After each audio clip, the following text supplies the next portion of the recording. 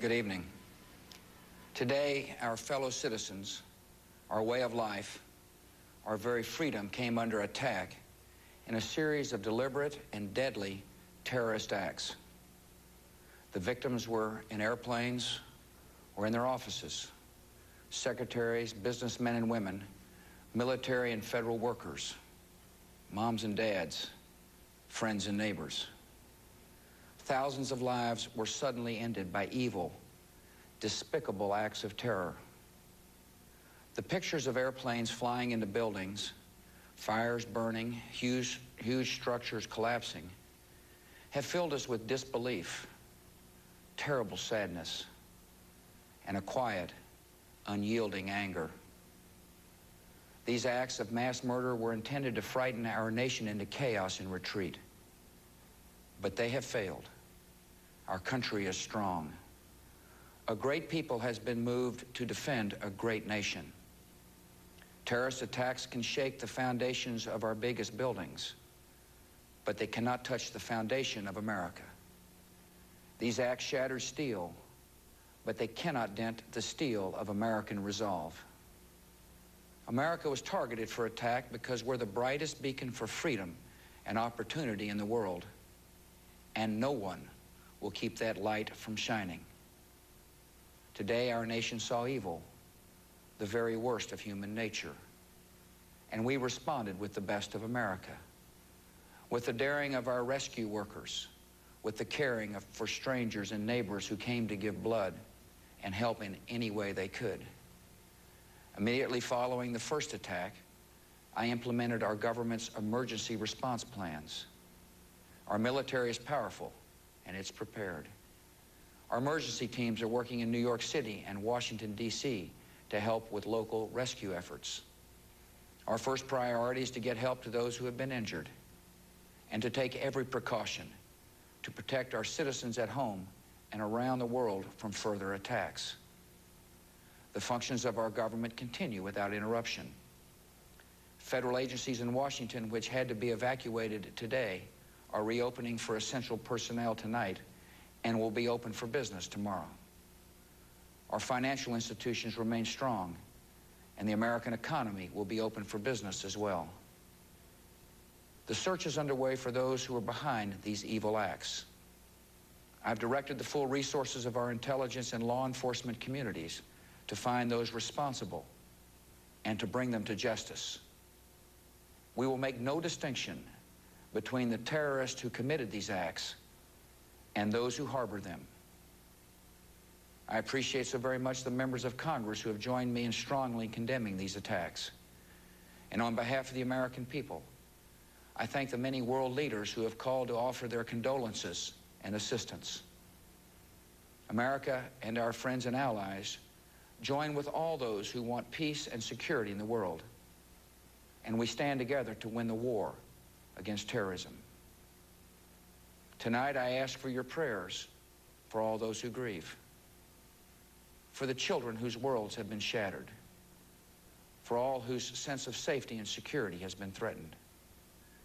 And I pray they will be comforted by a power greater than any of us, spoken through the ages in Psalm 23. Even though I walk through the valley of the shadow of death, I fear no evil, for you are with me. This is a day when all Americans from every walk of life unite in our resolve for justice and peace. America has stood down enemies before, and we will do so this time.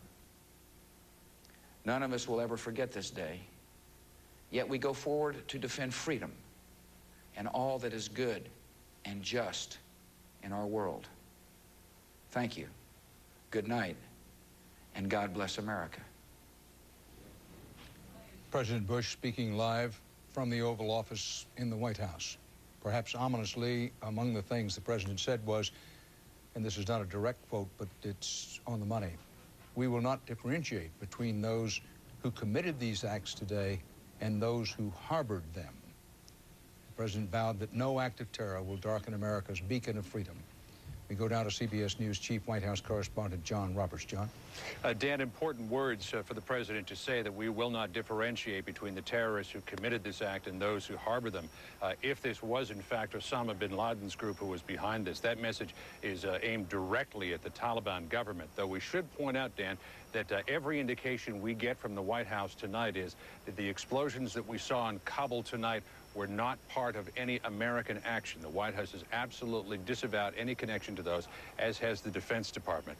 The president also sending out some important words of reassurance tonight to Americans, saying that the government is still in operation, essential personnel will be back at work later on tonight, and that the government will be open for business tomorrow. And even though the stock market will be closed tomorrow, Dan, the president reassuring Americans, saying that the American economy will be open for business. The big message here tonight that the president was trying to send out was the idea that they can hit us, but they can't knock us down. He said that we have stared enemies in the face before, we have stared them down, and we will do this again. So the president, Dan, tonight, using every ounce of resolve that he can muster to say the United States will recover from this enormous tragedy. Dan? John Roberts at the White House. Now, U.S. officials are starting to piece together the case of what happened today, and in some instances they're piecing together what they see as links to Osama bin Laden for being responsible for the worst terrorist attack in U.S. history. That Orrin Hatch, the top Republican on the Senate Judiciary Committee tonight, said they, meaning intelligence operations, they have an intercept of some information that included people associated with bin Laden who acknowledged a couple of targets were hit. That's a direct quote from Senator Hatch. He went on to say that law enforcement has data possibly linking one person on one of the 4 ill-fated flights to bin Laden's organization.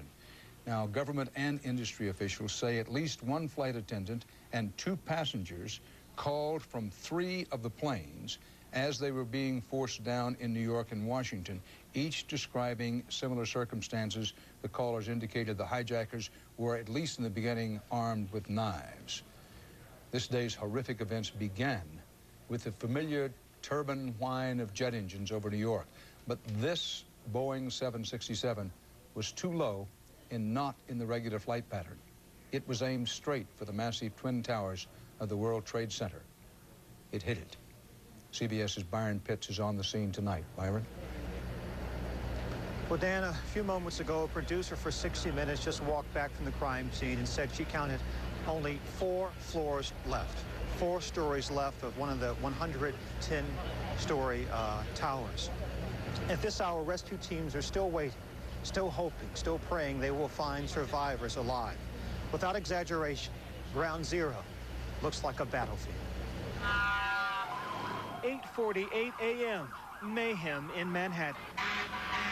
We saw a plane coming very low, and everyone said, wow, that plane is very, very low. Come on, guys, keep moving. I was walking to work, and all of a sudden, I see a jet crash into the first tower. An American Airlines flight loaded with 92 people crashes head-on into the North Tower of the World Trade Center. And then we heard the crash. We ran to the window. Into the building. It went into the Trade Center. When it hit the Trade Center, we saw the shrapnel fall, and then we said, get out. And minutes later.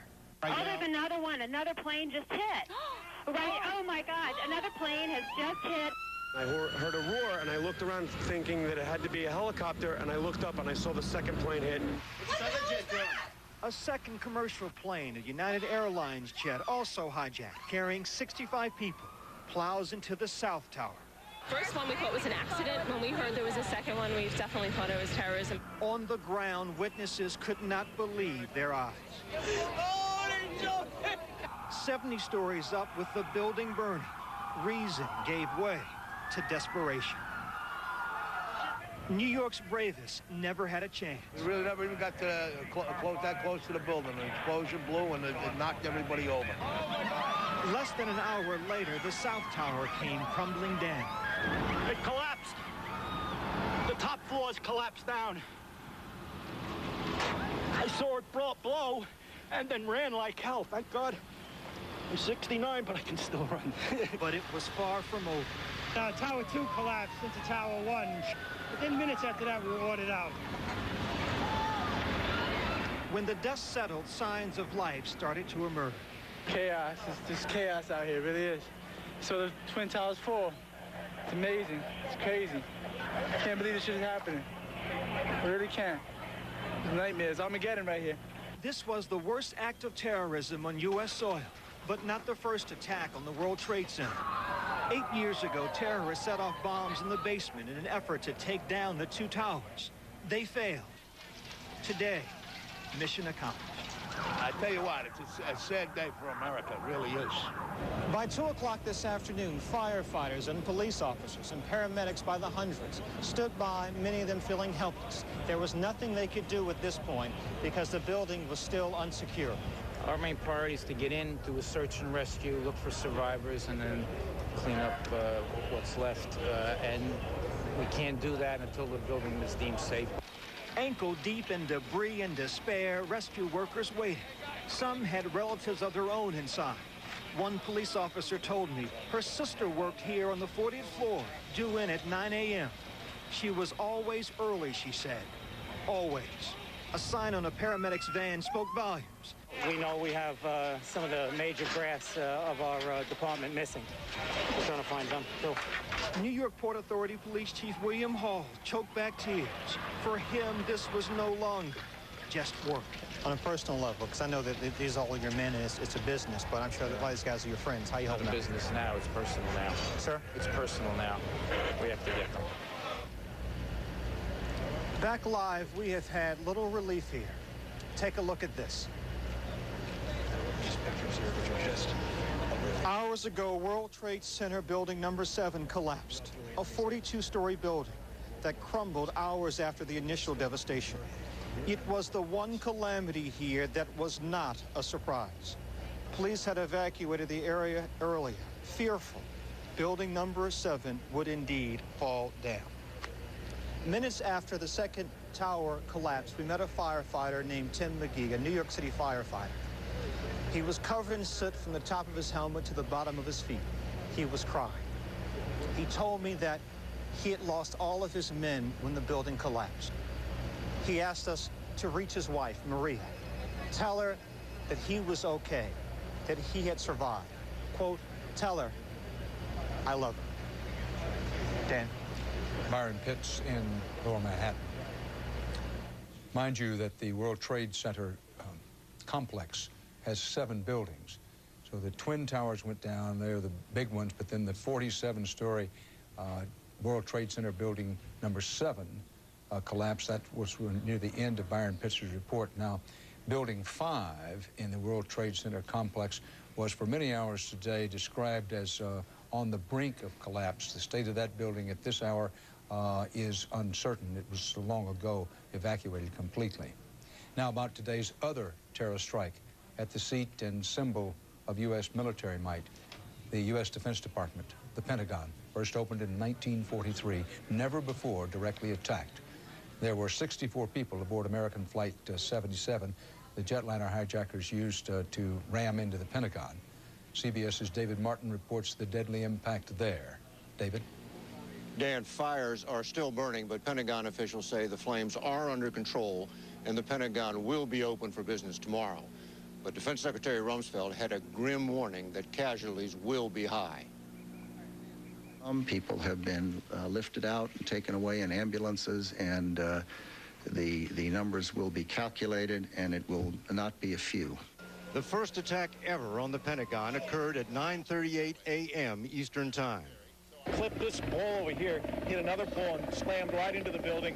Huge explosion, and then utter pandemonium, as you might imagine. I mean, everybody was screaming, oh my God. A hijacked American Airlines jet, which had just taken off from Dulles Airport, flew right up the main highway leading north into Washington and straight into the citadel of American military power. There was no doubt about it. It was American Airlines slammed right into the building, and there was no doubt about it. Whoever was piloting that plane was aiming for the Pentagon. Fearful that, like the World Trade Center, a second airliner was on its way, most of the building's 23,000 workers fled. Plane's coming in. Come on. Let's go. Let's go. Come on. We're not playing around here. Let's go. F-16 fighters circled overhead looking for a second attack, but the damage had already been done. The plane had drilled a hole about a third of the way through the world's largest office building. The wounded were rushed to nearby hospitals as the fire spread and an entire section of the building collapsed. trapping many, many more inside. Arlington search and rescue personnel are just now, and it's about almost 2 o'clock, just now gaining access to portions of the building where the plane hit because the fires were too intense. One ray of hope. The Pentagon is undergoing a major renovation, and some of the offices in the path of the plane were vacant. We're trying to find out who made it out okay and account for the people that may not have made it out. When the plane hit, Defense Secretary Rumsfeld moved from his office on the other side of the building into the National Military Command Center in the basement. With smoke hanging in the air, he ordered aircraft carriers, amphibious ships, cruisers, and destroyers to New York and Washington, where they can serve as floating hospitals, help with the cleanup, and provide air defense against the possibility of more attacks. And the chairman of the Joint Chiefs made a clear threat of military retaliation. I have no intentions of discussing today what comes next, but make no mistake about it, your armed forces are ready. Right now, suspicion focuses on Osama bin Laden, and we have some new pictures of this damage done to the Pentagon by whoever these terrorists were. First, really close-up pictures of the damage. I'm looking at it for the first time with you. I do not see any evidence there of the fuselage of the plane. Those are corridors I've walked down thousands of times, and right now they're unrecognizable. Back to you, Dan. David Martin reporting live again from the Pentagon. New York City Mayor Rudolph Giuliani has confirmed that some of the first police officers and firefighters on the scene were killed. And the mayor added that in general, quote, the number of casualties will be more than most of us can bear. Mike Carter, vice president of the Firefighters Union here in New York City, estimates that half of the 400 firefighters who first reached the scene may, I underline that word, may be dead. I quote Mike Carter of the Firefighters Union. We have entire companies that are just missing. We lost chiefs. We're going to have to bury a lot of people, Carter said. Roman Catholic Church Cardinal Edward Egan, who administered last rites to dozens of victims, said that the firefighters and police were, quote, dead in great numbers, quote unquote, the Cardinal. Police Department and union sources, speaking on condition of anonymity, said that 78 police officers were missing. However, Assistant Chief Tom Fahey said the number of known missing among police officers is not that high. The emergency medical service worker, Luis Garcia, said initial reports indicated that bodies were buried beneath the 2 feet at least of soot on streets around the Trade Center. And Garcia said a lot of vehicles are running over bodies because bodies are all over the place. Garcia is a 15-year veteran who had 2 people die in his ambulance on the way to the hospital. That gives you some of the mood, the atmosphere, and some of the facts and eyewitness reports that surround us here in New York City tonight. Now, to punish those behind today's attacks, the U.S. must first and foremost determine who there are. There's been much speculation about that today, but so far, it's all speculation. The facts are few. Osama bin Laden, the renegade Saudi Arabian millionaire who was last reported in Afghanistan, he's widely believed to be in Afghanistan, is the most frequently mentioned suspect. But as we have before, for fairness and accuracy, it's dictated that we say nobody knows who committed these crimes today. But CBS's Jim Stewart in Washington is closely following the investigation and checking his many good sources. Jim, what can you tell us? Dan, federal lawmen are apparently fanning out tonight to follow up on the first leads in this case. Some search warrants have been served, but officials caution it is too early to tell whether they will bear fruit. Other agents are poring over the flight manifest of the 4 doomed planes. Meanwhile, intelligence officials say they have developed what one calls significant indicators pointing to Osama bin Laden as the man behind this attack. The information suggests that the planes were hijacked by members of Al-Qaeda, the terrorist group that reports to bin Laden. Sources describe the intelligence as communications intercepts. It's not definitive, said one official, but it is persuasive. Sensing that bin Laden would quickly become a suspect, Afghanistan's ruling Taliban party, which has been giving him safe refuge, called a press conference. We do not allow Osama bin Laden to operate from our land, the Taliban said, warning the U.S. not to take any, quote, speedy actions to retaliate. Meanwhile, law enforcement sources said there had been no credible claims for the joint attacks and that intelligence had picked up no specific threats aimed at targets inside the United States before the attacks took place. Within minutes of today's attacks, officials were pointing to the 1993 bombing of the World Trade Center by a group with ties to bin Laden, citing it as proof that bin Laden has never given up on his dream to destroy the symbol of America's economic power. And in recent months, analysts say bin Laden has only become more and more sophisticated in his attempts to strike at the United States. They point specifically to his simultaneous attack on 2 U.S. embassies in East Africa. They also went directly against a U.S. destroyer, which was heavily guarded, and they did put a hole in that ship, the USS Cole. So they have a track record of conducting attacks that one would think they might not be capable of. Late today, the U.S. intelligence community was rapidly sorting through a priority list of potential suspects within the U.S. for electronic eavesdropping, with sources saying the number may reach into the hundreds. There is also specific physical evidence that investigators are eager to examine. First are the transcripts of communications between the suicide aircraft and ground controllers, including telephone calls from passengers to the ground, and second are cockpit tape recordings of conversations in the doomed aircraft. The working theory is that the hijackers were pilots themselves and forcefully took over the controls to dive the jets straight into their targets. Dan?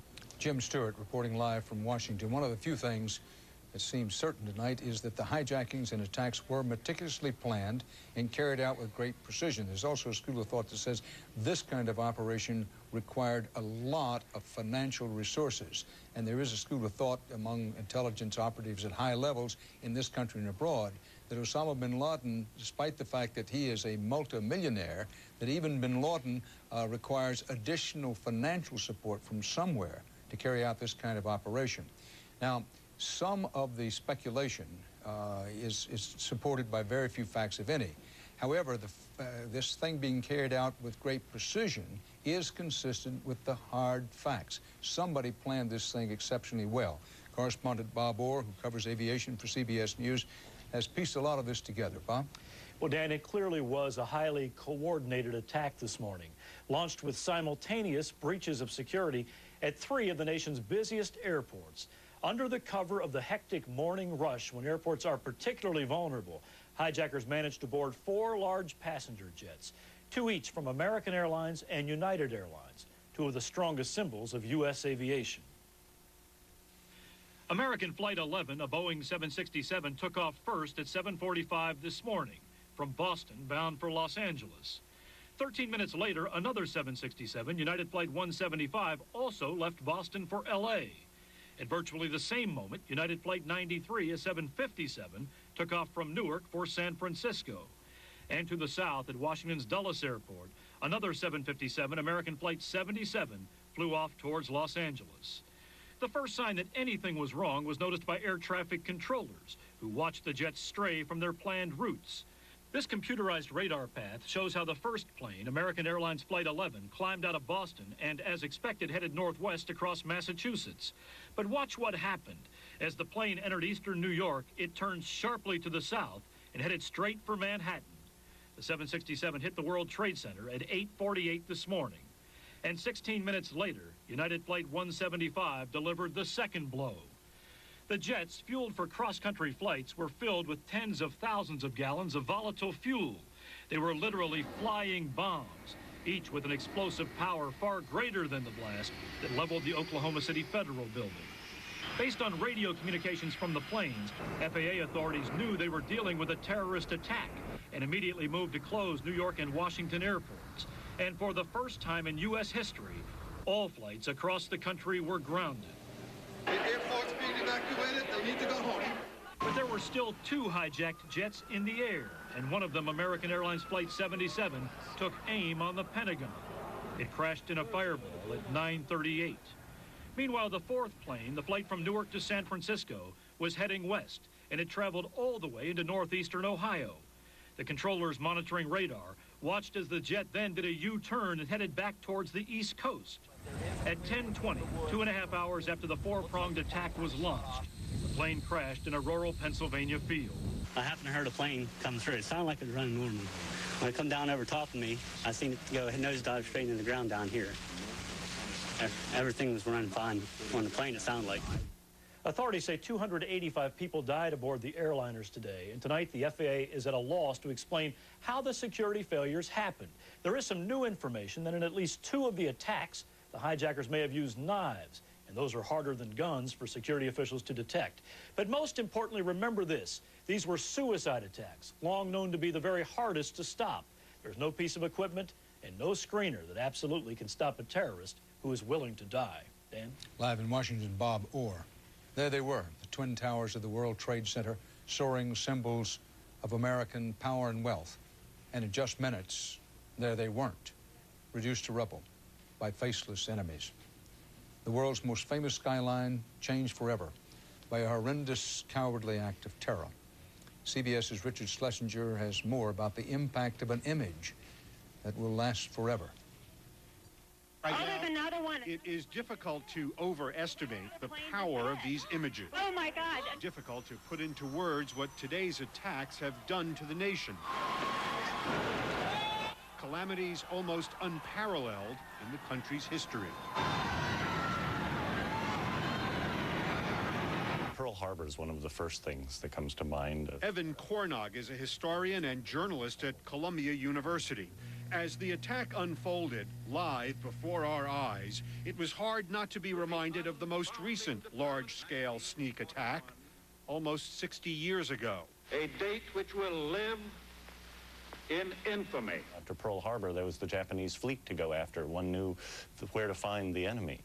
Here, it's a much more complicated issue. Just as the U.S. Navy was a symbol of our power then, the Pentagon and the World Trade Center were symbols of our power now, our place in the world. So those towers are saying, look at us, we're important. And somebody has come along and said, you're not as important as you think. We are certainly not as invulnerable as we may have thought. For years, authorities have practiced for terrorist attacks, many times under the direction of Jerome Hauer, a former emergency management official in New York.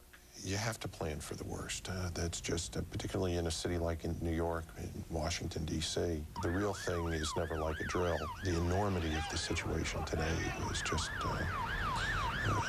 is just incredible. The symbolism of the attack was impossible to ignore overseas. The feeling is that throughout the world, the Americans are not as powerful as they were thought to be.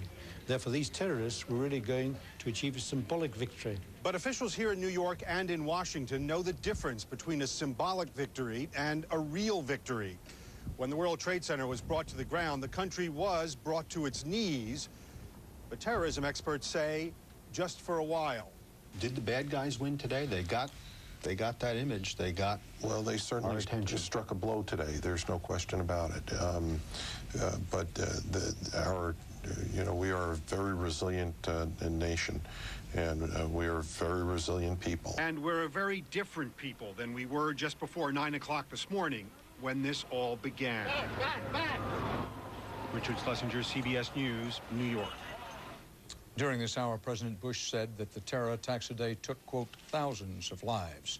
The search goes on tonight in the rubble of the World Trade Center towers struck this morning by 2 hijacked commercial jetliners, the worst terror attack ever on U.S. soil. President Bush vowed to find and punish those responsible. CBS News coverage of the attack on America will continue in a moment. Hello, I'm Larry Kane with the continuing Eyewitness News coverage now, the attack on America. We have confirmed that the pilot of one of the United Airlines jet has been identified as Victor Saraceni, a resident of Lower Makefield Township in the Yardley area of Bucks County. He's pilot of one of the United Airlines jets that crashed and that was hijacked today. We'll have more on him tonight at 11 o'clock.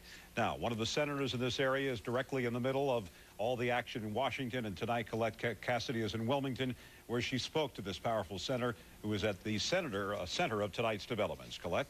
And Larry, as you know, Delaware Senator Joe Biden is the chairman of the Senate's Foreign Relations Committee. He is, if you will, the Senate's voice on foreign policy, and he has been involved in several high-level meetings today, including conversations with the President and Secretary of State, and he says tonight that they do have a clear strategy for finding the people responsible for these terrorist attacks.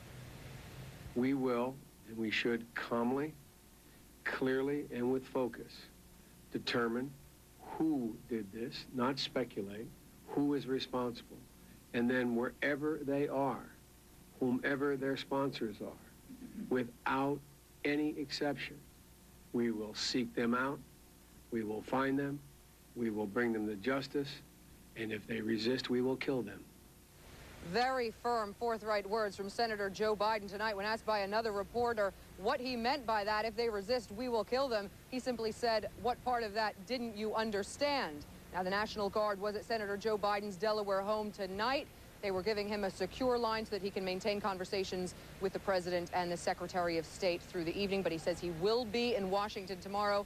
Congress, he said, quote, will be up and running for the world to see. Reporting live in Wilmington, Delaware, I'm Colette Cassidy, KYW3 Eyewitness News. Okay, thank you, Colette. Very important news tonight. Mayor Street announced live here on Channel 3 about an hour ago that there will be no public schools tomorrow in the city of Philadelphia, although teachers are supposed to report at noon. The public schools in Philadelphia will reopen on Thursday morning with the beginning of kindergarten. But parochial schools in the five-county Philadelphia area will be open. Public schools closed tomorrow. Parochial schools will be open. In Delaware, Governor Ruth Ann Minner has announced all public schools and charter schools will be open tomorrow. Students in Delaware public schools will have class also on Wednesday. In New Jersey, we have not heard yet about specific school closings or openings. We'll have school closing and opening reports throughout the evening. In fact, you'll see them at the bottom of your screen, and any late information on canceled classes will be updated tonight at 11 o'clock. In the meantime, the issue of security in Philadelphia. Once word of the attack spread, people started leaving Philadelphia's two tallest buildings, one Liberty Place, Liberty Place 1 and 2. The Green Federal Building was also evacuated. Parents were asked to pick their children up from daycare as well. The doors of the Liberty Bell were closed and steel barricades were brought in to seal off the landmark. Philadelphia International Airport remains closed until 12 noon tomorrow. That's the tentative plan anyway at the airport. Airports across the country remain closed tonight. Again, we are told the airport could reopen tomorrow at noon. The decision up to the FAA. But by the way, if you have any travel plans, don't count on this information right now. It could change within the hour or hours of tomorrow morning, so call ahead before you leave. Now, this is the first time in American history that all flights have been grounded across the country. And of course, stay with Eyewitness News for another update on the attack in America at 10 o'clock tonight. One thing we ought to advise you of is, despite reports on other news facilities, all the regional rail lines are all operating without difficulty on SEPTA's rail system. In fact, that's one of the few rail systems that continued operating throughout the day and night. Continuing coverage now live with CBS News and Dan Rather. We all started running. I ended up inside the Hilton somewhere. I was like trapped. I don't know where I was. I couldn't find my way out with all the smoke and the debris in there. I finally just closed the door behind me and covered it so no more smoke and debris would come in. And what I did was I called my wife. I told her I love her. Go again. Another one. Hours after the attack, many smaller explosions rumbled through downtown. Firemen, paramedics, and police officers walked out of the carnage in shock and disbelief. It was unbelievable in there. This guy's still trapped. We couldn't get to him. Anybody want to volunteer? Many New Yorkers rushed downtown to volunteer. These construction workers were from Iron Workers Local 40. What's the job in there? Whatever it is, to save somebody, one person saved is a life saved. Through the day, an inferno raged in World Trade Center Building Number 7, another massive office tower. Firefighters feared that it would collapse. And a little more than 8 hours after the attack, the abandoned building fell. 47 stories in the street. This is what's left of the carefully organized files and lives that were the World Trade Center. Bits of paper blasted into the street, construction dust 1 inch or 2 inches deep everywhere you look. What's eerie about this place now, several hours after the initial disaster, is just how quiet it is. you don't hear any ambulances racing away from the World Trade Center anymore. I saw many injuries. Hundreds, thousands. My eyesight did not see hundreds and thousands. I know that my heart and my brain tells me they were hundreds. We spoke to some firefighters earlier today near the scene of the World Trade Center towers. They told us that they were under the towers when they began to fall, and as they looked up and saw the buildings coming down on top of them, they glanced over their shoulders and saw the entrance to a subway station. They threw themselves down the stairs of the subway. The building collapsed. These firefighters told us they dug themselves out of the subway and went back to work. We talked to those firefighters at the base of World Trade Center building number 7. We left them there 1 hour before that building collapsed. We don't know whether they escaped a second time. Dan? Scott Pelley, we know that building number 5 in the World Trade Center complex had the 2 twin towers. They're gone. Building number 7 is gone. But building number 5 was reported hours ago as teetering on the brink of collapse. Any late word on that building, which in most cities would be the tallest building in town? Dan, that building was thoroughly involved in fire when we were down there a couple of hours ago. Firefighters have been virtually helpless to try to drive these fires back because of the magnitude of what is happening, the glass that is continually falling on top of them in the street. We don't know the disposition of World Trade Center building number 5 at this hour, but much of it was blown away. It is difficult to imagine how it could ever survive. It will probably have to be razed at some point. Scott Pelley live on the lower tip of Manhattan. There are indications that many, many people were literally buried alive in the collapse of the buildings today. Some people are still believed to be alive in the rubble. But rescue workers, firefighters, police, and others, for a long period of time, could not get anywhere near them to determine how many people might still be alive. As of about 7 o'clock New York time tonight, rescue workers were beginning to go into the very heart of the destruction. And by, say, dawn tomorrow, perhaps before, we'll have some reports on whether they found anybody alive in the rubble. Now, we want to give you a moment-by-moment look at how the attack on America unfolded. And correspondent Russ Mitchell gives us that. It's early this Tuesday morning, the 11th of September, 2001. It began as a shimmering late summer day. WCBS News Time, 8:48. It's traffic and weather together. Tom Kaminsky, Chopper 880. All right, Pat, we are just currently getting a look at the World Trade Center. We have something that has happened here at the World Trade Center. And within half an hour, became America's second Pearl Harbor. Freedom itself was attacked this morning by a faceless coward, and freedom will be defended. By now, you've seen the pictures. But it's been a long, agonizing, and confusing 12 hours. Oh, it was chaos. It's something out of a movie. So, briefly, here's what we know about exactly what happened. 8:48 a.m., American Airlines Flight 11, hijacked en route from Boston to Los Angeles, slams into the North Tower of the World Trade Center, 2/3 of the way up the 110-story building. We had seen a fireball, and I can tell you it appears as though something has gone into the World Trade Center. 20 minutes later, at 9:08 a.m., a United Airlines flight, number 175, also from Boston to Los Angeles, tips its wings and crashes into the South Tower. Oh, my God! Oh, my God! An incredible fireball, so remarkable, it didn't even seem real. Looked like a plane rammed into the second building. 35 minutes after that, 9:43 a.m., American Airlines Flight 77, scheduled to fly to Los Angeles from Dulles Airport outside Washington, dives into the Pentagon, destroying one of the building's 5 sides. I happened to hear a plane come through. It sounded like it was running normal. 10:10 a.m., the 4th hijacked plane, United 93 from Newark to San Francisco, crashes in a remote area 80 miles southeast of Pittsburgh. It just come down like it was going to land, but instead of landing, it just went nose straight into the ground. In a little more than an hour, 4 horrific plane crashes, hundreds believed dead. But far worse was yet to come.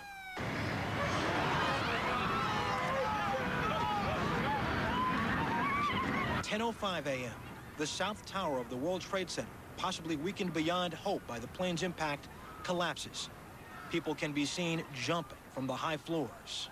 The building came just rumbling down. It was like a war zone.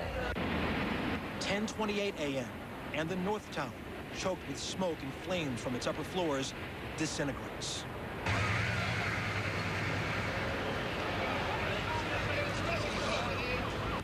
Smoke and ash from the destruction combined to make parts of New York City look like ancient Pompeii after the eruption of Mount Vesuvius. Rescue firemen were coated with thick white dust. This is terrible. We lost tons of guys. We lost tons of guys. Cars were under blankets of ash. Rescuers were just happy to be alive. As for the death toll, even tonight there were no hard numbers. But New York Mayor Rudolph Giuliani feared it might extend into the thousands. Half a world away, there was a far different reaction. Gunmen appearing to applaud today's terrorism. But Palestine Liberation Organization leader Yasser Arafat did not join in. We are completely shocked. Completely shocked. In Afghanistan, a spokesman for the ruling Taliban, who provides sanctuary for terrorist leader Osama bin Laden, said he could not have been behind the attack. Everybody out! Everybody out! Back home, it was as if war had been declared.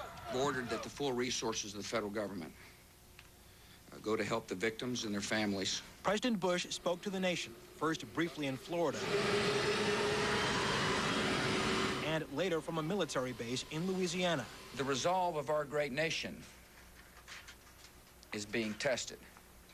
But make no mistake, we will show the world that we will pass this test. God bless. Then, heading to another military base outside Omaha. The airport's being evacuated. They need to go home. All international flights into the U.S. were diverted to Canada.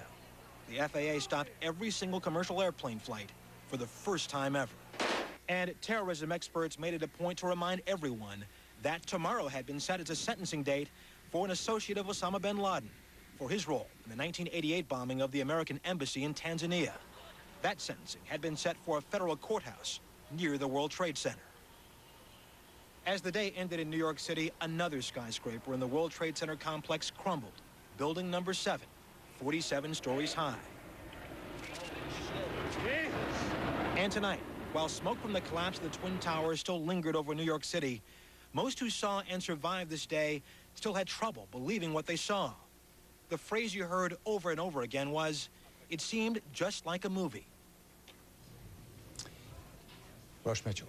In Washington, the nerve center of the U.S. military sustained its own swift attack. David Martin, our national security correspondent, has details about what happened at the Pentagon and how the U.S. military might retaliate when retaliation is deemed appropriate. David? Dan, 12 hours after the attack, fires are still burning, although Pentagon officials say the flames are under control and the Pentagon will be open for business tomorrow. We now have new close-up pictures of the damage done by that plane, and Defense Secretary Rumsfeld had a grim warning that casualties will be high. Some people have been lifted out and taken away in ambulances, and the numbers will be calculated, and it will not be a few. The first attack ever on the Pentagon occurred at 9:38 a.m. Eastern Time. Clipped this ball over here, hit another ball and slammed right into the building.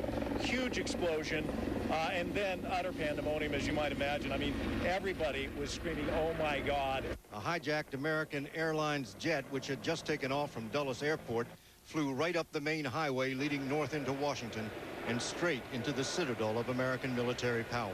There was no doubt about it. It was American Airlines slammed right into the building, and there was no doubt about it. Whoever was piloting that plane was aiming for the Pentagon. Fearful that, like the World Trade Center, a second airliner was on its way, most of the building's 23,000 workers fled. Plane's coming in. Come on. Let's go. Let's go. Come on. We're not playing around here. Let's go. F-16 fighters circled overhead looking for a second attack, but the damage had already been done. The plane had drilled a hole about a third of the way through the world's largest office building. The wounded were rushed to nearby hospitals as the fire spread and an entire section of the building collapsed, trapping many, many more inside. Arlington search and rescue personnel are just now and it's about almost 2 o'clock, just now gaining access to portions of the building where the plane hit because the fires were too intense. One ray of hope. The Pentagon is undergoing a major renovation, and some of the offices in the path of the plane were vacant. We're trying to find out who made it out okay and account for the people that may not have made it out. When the plane hit, Defense Secretary Rumsfeld moved from his office on the other side of the building into the National Military Command Center in the basement. With smoke hanging in the air, he ordered aircraft carriers, amphibious ships, cruisers, and destroyers to New York and Washington, where they can serve as floating hospitals, help with the cleanup, and provide air defense against the possibility of more attacks. And the chairman of the Joint Chiefs made a clear threat of military retaliation. I have no intentions of discussing today what comes next, but make no mistake about it, your armed forces are ready. Right now, suspicion focuses on Osama bin Laden, but first things first. The FBI is combing the wreckage for evidence, and all U.S. military bases and embassies are at the highest state of alert. Dan? David Martin reporting again live from the Pentagon. President Bush today called it, quote, a national tragedy, and the president vowed to, quote, hunt down and punish those responsible for the attacks. And there are already indications of who, or at least some of the who may have been behind them. More on that, we turn to Jim Stewart in Washington. Jim? Dan, it didn't take long, and it's unclear whether it will lead to anything, but federal investigators are on the move tonight, serving search warrants and questioning potential accomplices to these attacks. Sources say the first concrete tips were picked up from a study of the flight manifest aboard the doomed aircraft. At least one search, we're being told, is in the Miami area. Meanwhile, intelligence officials say they have now picked up what one official calls significant indicators that the suicide planes were hijacked by members of al-Qaeda, the terrorist group that reports to Osama bin Laden. Sources describe the intelligence as communications intercepts and said they're not definitive, but they are persuasive. Sensing that bin Laden would quickly become a suspect, Afghanistan's ruling Taliban party, which has been giving him safe refuge, called a press conference.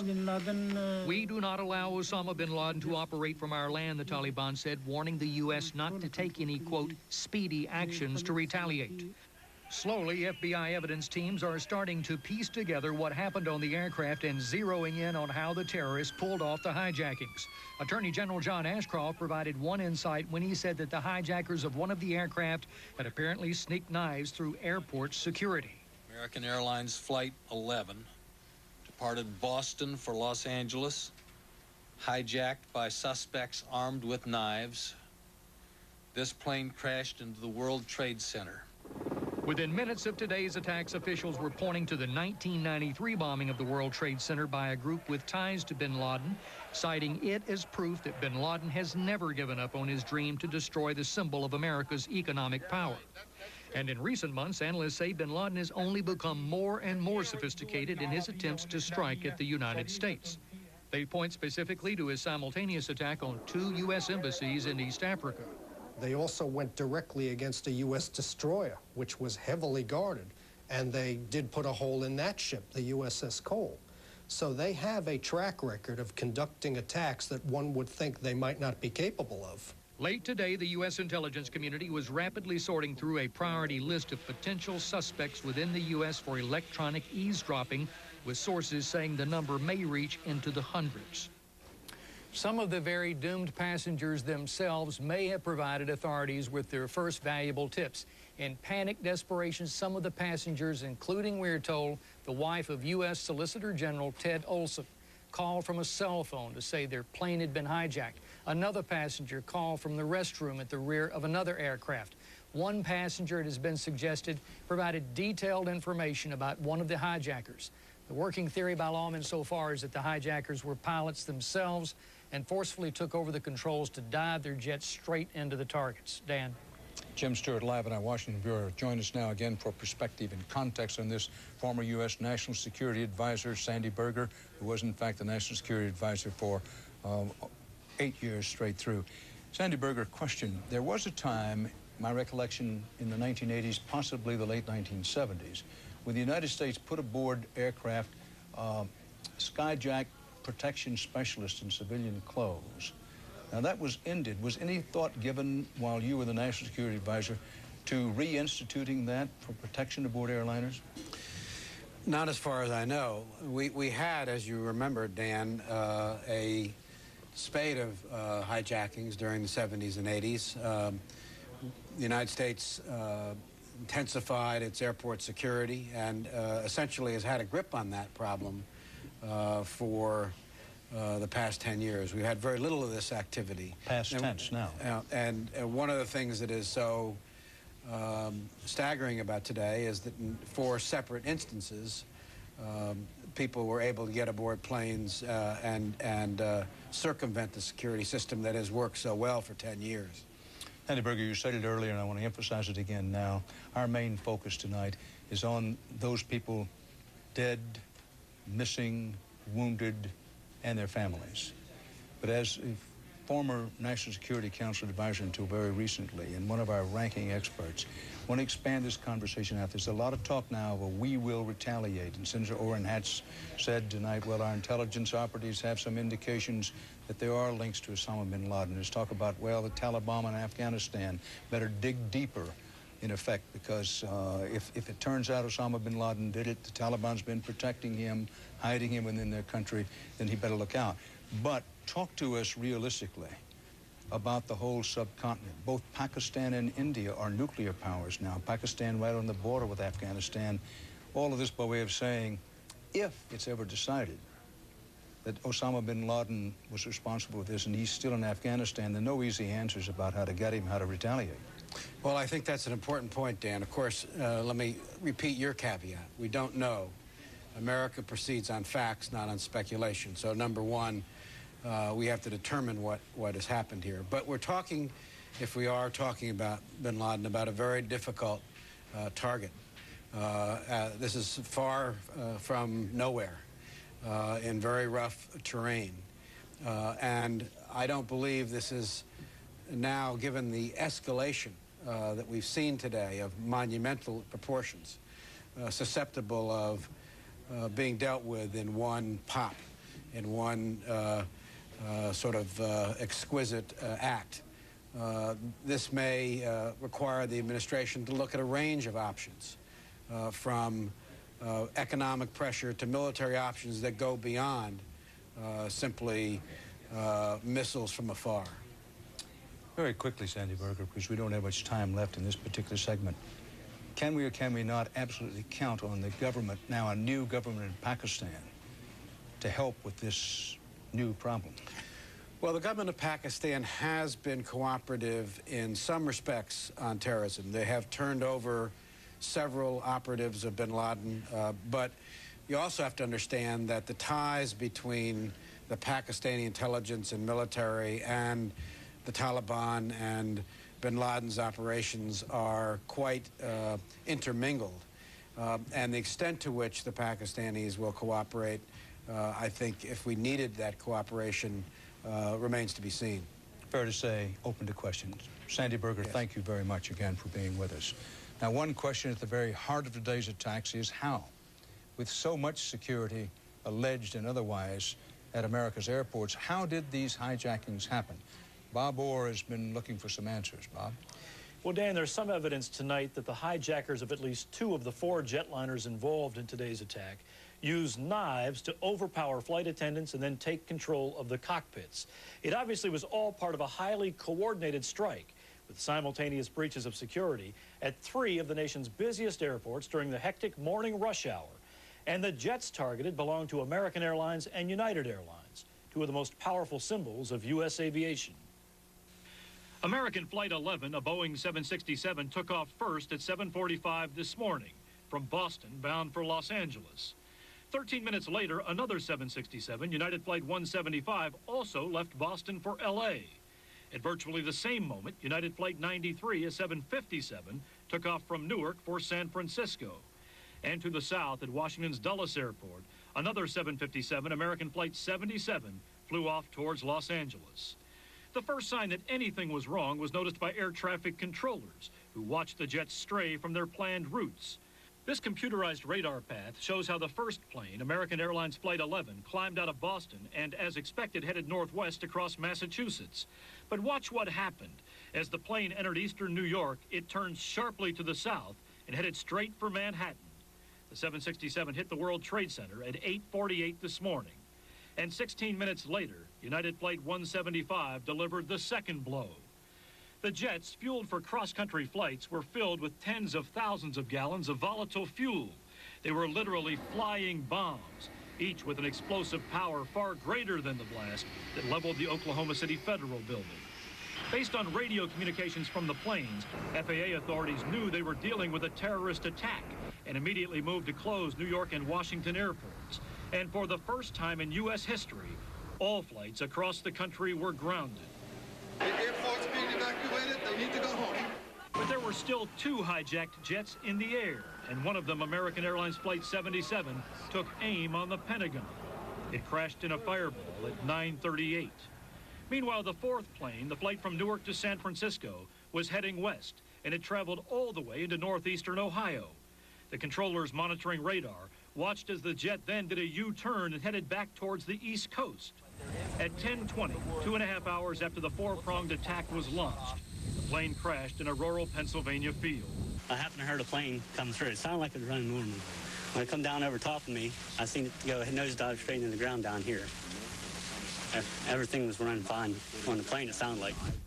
Authorities now say tonight 285 people, it seems, died aboard the airliners. And tonight, all flights remain grounded all across the country. Now, the FAA officials say they may reopen the national airspace tomorrow afternoon, but then again, they may not. In any case, when the flights do resume, we're told we'll see an unprecedented level of security for U.S. aviation.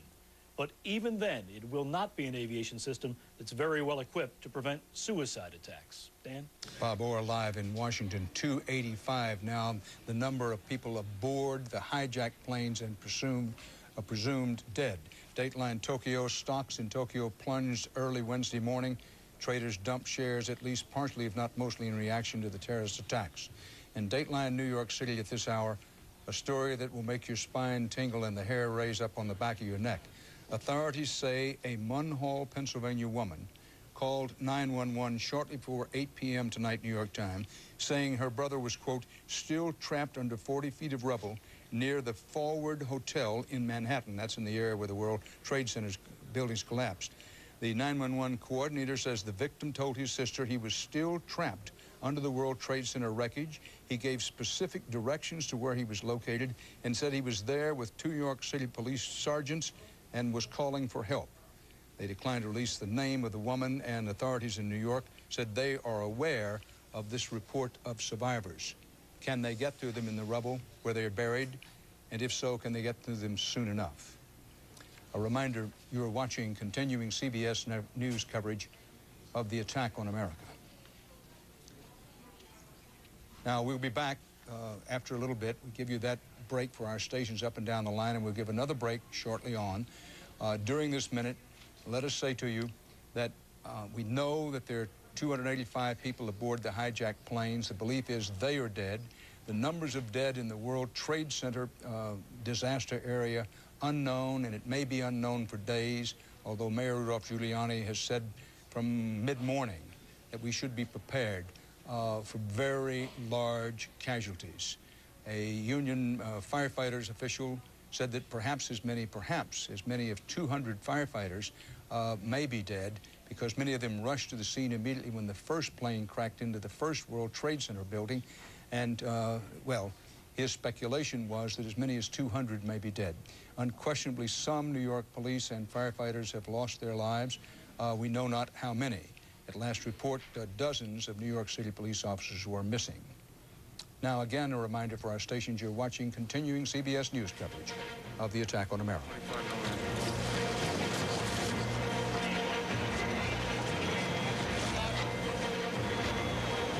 Back now at CBS News World Headquarters in New York.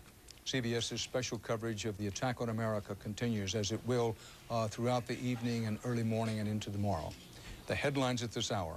Addressing the nation from the White House tonight, President Bush said thousands of lives were suddenly ended, unquote, in the multiple terror attacks in New York City, the nation's capital, and Pennsylvania, and the Pentagon included on that list. President Bush said bluntly, the United States will not distinguish between the terrorists who actually committed the acts and what he called those who harbor them. He did not indicate that he knows or anybody knows who committed the attacks or, for that matter, who harbored them. Here in New York City, the desperate search for victims runs on into the night. At the site where two hijacked commercial U.S. jetliners were used to ram the twin towers of the World Trade Center. Both towers, where approximately 50,000 people work on the average day, collapsed.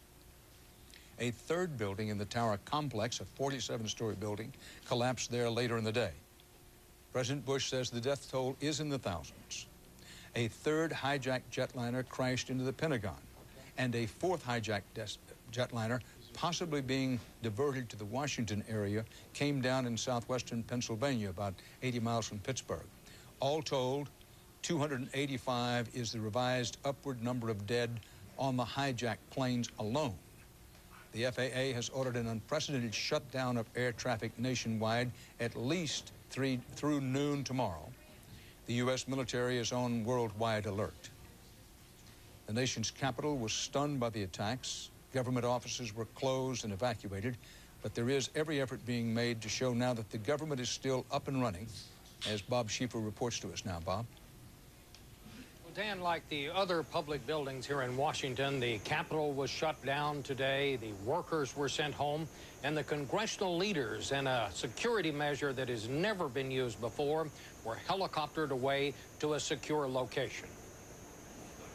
But tonight, in an incredible show of bipartisan resolve, hundreds of members of Congress gathered on the steps of the Capitol to say these acts of terrorism will not stand, the government will continue to operate, and Congress will continue to function, and that the two parties will come together to support the president. When American suffers, and when people perpetrate acts against this country, we as a Congress and as a government stand united, and we stand together. We will speak with one voice to condemn these attacks, to comfort the victims and their families, to commit our full support to the effort to bring those responsible to justice. It was a kind of thing seldom seen here, and in a touching close, they literally sang the praises of their country. God bless America, my home, sweet home. A very different scene than we saw at the Congress and at the Capitol last week. Tonight, Dan, all those arguments about who lost the surplus didn't seem very important anymore. This is a Congress now that is going to settle down to business. I think tomorrow you'll see them back in session, passing a very strong resolution of support of the president, determined to find who caused this and to see that there is appropriate punishment. Dan. Bob Schieffer reporting live from Washington with the White House in the background.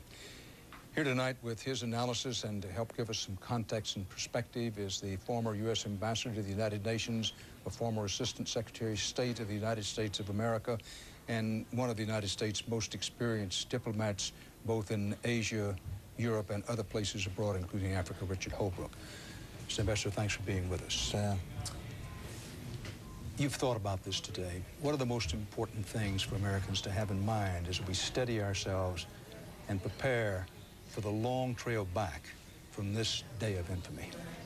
Well, after we get through recognizing the first fundamental thing, which is this terrible loss of life here in New York among policemen and firemen and citizens, and rallying, as so many people have said today, I think we have to look to the future. And on that point, Dan, let me emphasize the most important sentence in President Bush's speech, when he said, we will make no distinction between those who committed the act and those who harbor those who committed it.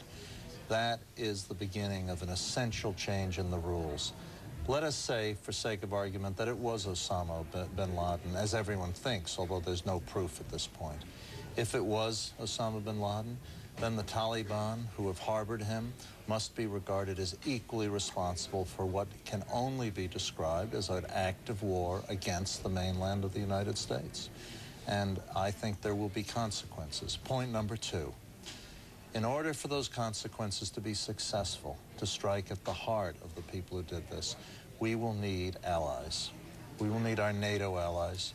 We will need the Russians and the Chinese to play their part. Each country has played games in the past, as you well know and as you've reported many times.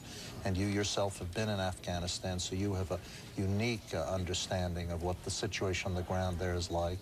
And in addition, we will need the support of moderate Arab countries like Egypt and Jordan and others who are going to have to abandon any pan-Arab solidarity in favor of demonstrating that they will not tolerate an act of war in the United States. Richard Holbrooke, you know the history better than I. That great powers have made efforts to militarily move in Afghanistan. Great Britain in the 19th century, the Soviet Union in the 20th century. Is it or is it not a nightmare scenario that we get unimpeachable evidence that Osama bin Laden was connected to this, and unimpeachable evidence is in Afghanistan, to take on Afghanistan, to talk about retaliation in that terrible, in many ways, nightmarish place? I mean, what can one say about that? Well, it is a nightmare scenario, and it's going to be incredibly difficult. But there's something else that all Americans must remember tonight if we talk about history, and the rest of the world should remember too, and that when America's resolve is there, when Americans are united, as we were on December 7th, 1941, after Pearl Harbor. And this is certainly comparable to Pearl Harbor, and the death toll is going to be much higher, I'm afraid, than the 2,000 sailors and seamen who died at Pearl Harbor. When the United States is united, and when we rally international support behind us, we have always prevailed, and I have no doubt we will prevail here. But there will be consequences. The world is going to change from small things like changes in airport security, which are going to inconvenience all Americans, to big things like our mindset and our international leadership. This will not be a day like others. The world will change because of what has happened today, after we dig through the debris and save the people who are still fighting for their lives in Lower Manhattan. Richard Holbrooke, thank you. As the scope of this tragedy widened, the Red Cross today issued repeated pleas for volunteers and blood donors. As you may know, there's a shortage of blood plasma practically all over the world and in most places in the United States, and that includes New York City. Erin Moriarty reports now on how New York City, in terms of this need for blood, literally rolled up its sleeves.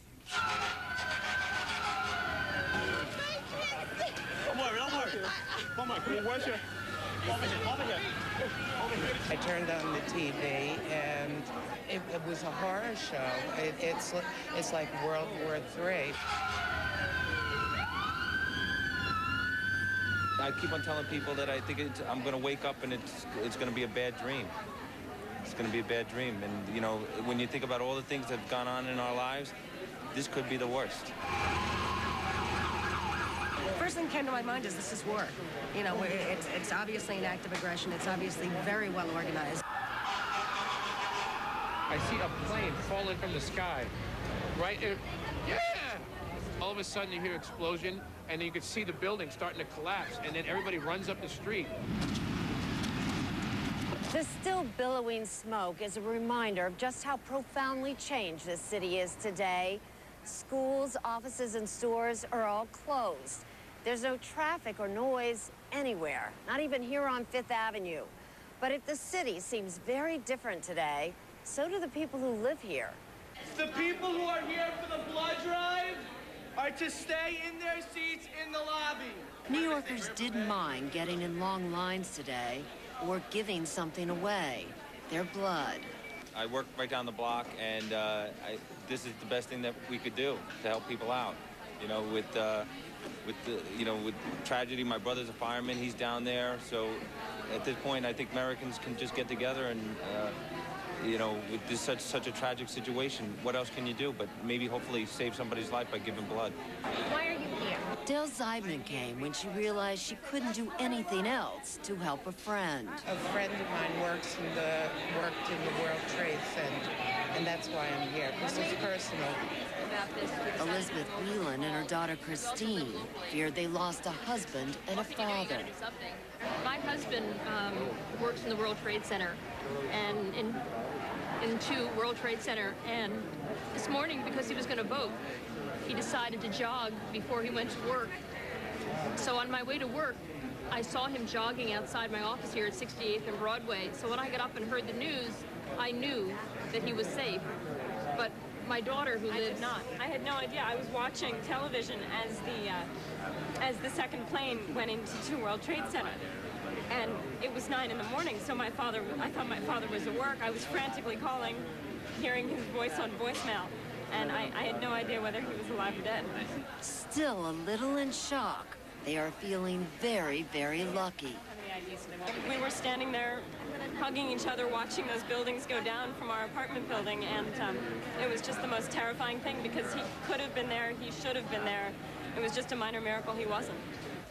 No one knows exactly how much blood will be needed. Linda Levi of the New York Blood Center. So our inventory was actually pretty good this week. When you say that, how many days under normal circumstances? We typically like to have at least 5 days of every blood type available, and with that we have a comfortable blood inventory. But an emergency that happened today, that could be gone in a day or even less. Despite the confusion, despite a wait that often stretched for hours, I'd like to volunteer for the American Red Cross. there were no complaining New Yorkers. The only harsh words were for those behind the terrorist acts. They've declared war on the United States. Because they've got a nation of 300 million people that are very, very angry at whoever wants to step up and take credit. It may take weeks for the full impact of today's tragedy to sink in. My husband is sitting there contemplating that he has no law practice, that for 30 years he's been going to an office that doesn't exist anymore. And I don't know how he's going to cope with it. I don't know how anyone can cope. I can't believe it. Let's pray. Lord our God, you are always faithful and quick to show mercy. Our brothers and sisters were suddenly and violently taken from us. Which explains one other popular place today, St. Patrick's Cathedral.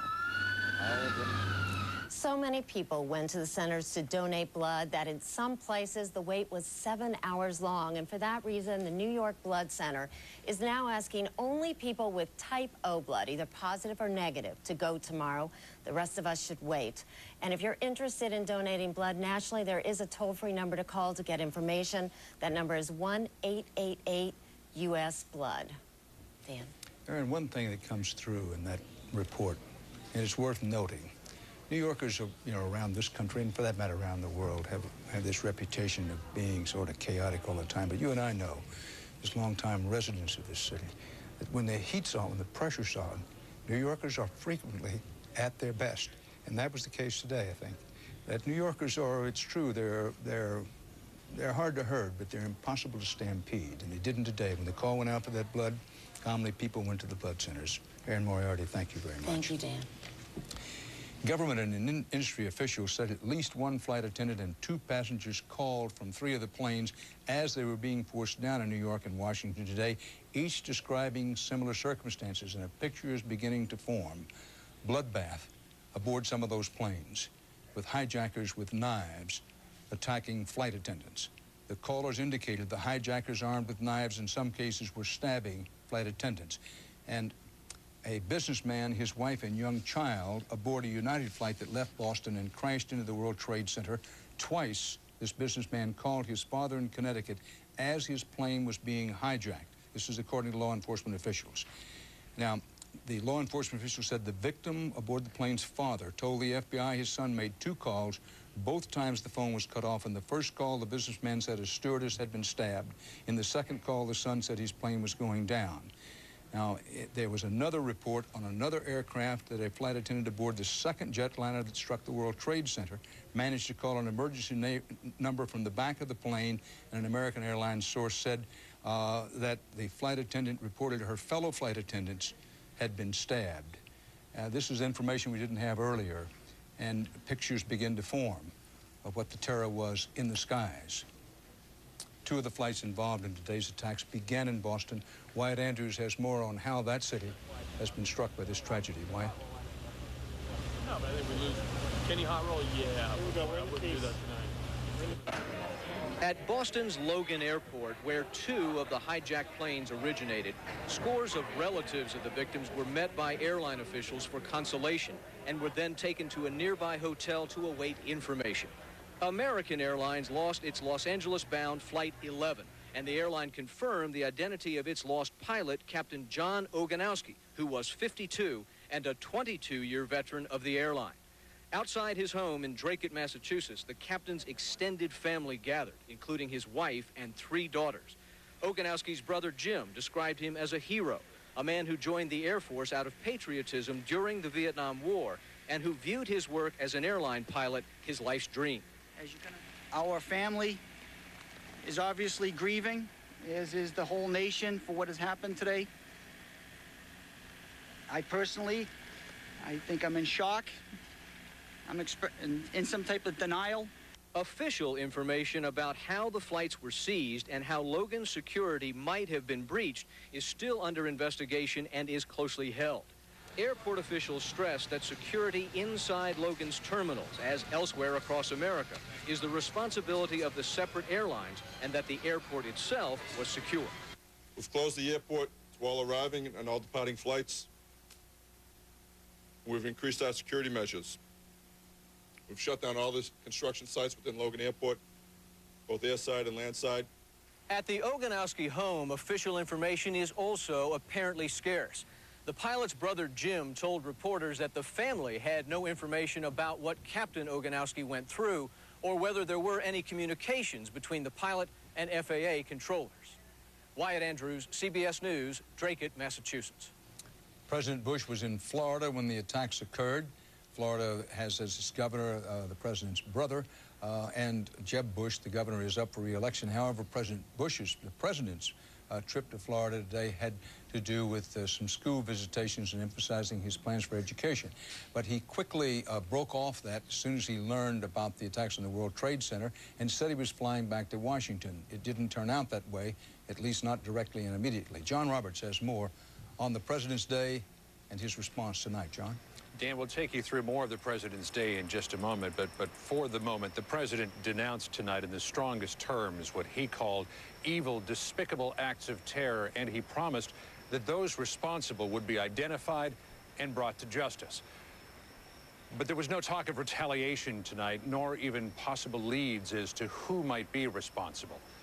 It is far too early for that, White House aides said.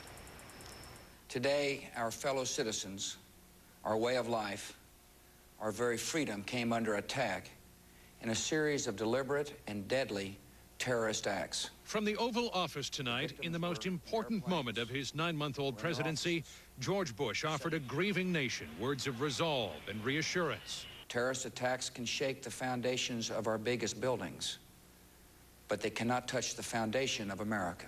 The enormity of the tragedy yet to be fully realized, the president sought to soothe the raw pain of what may be thousands of victims' families.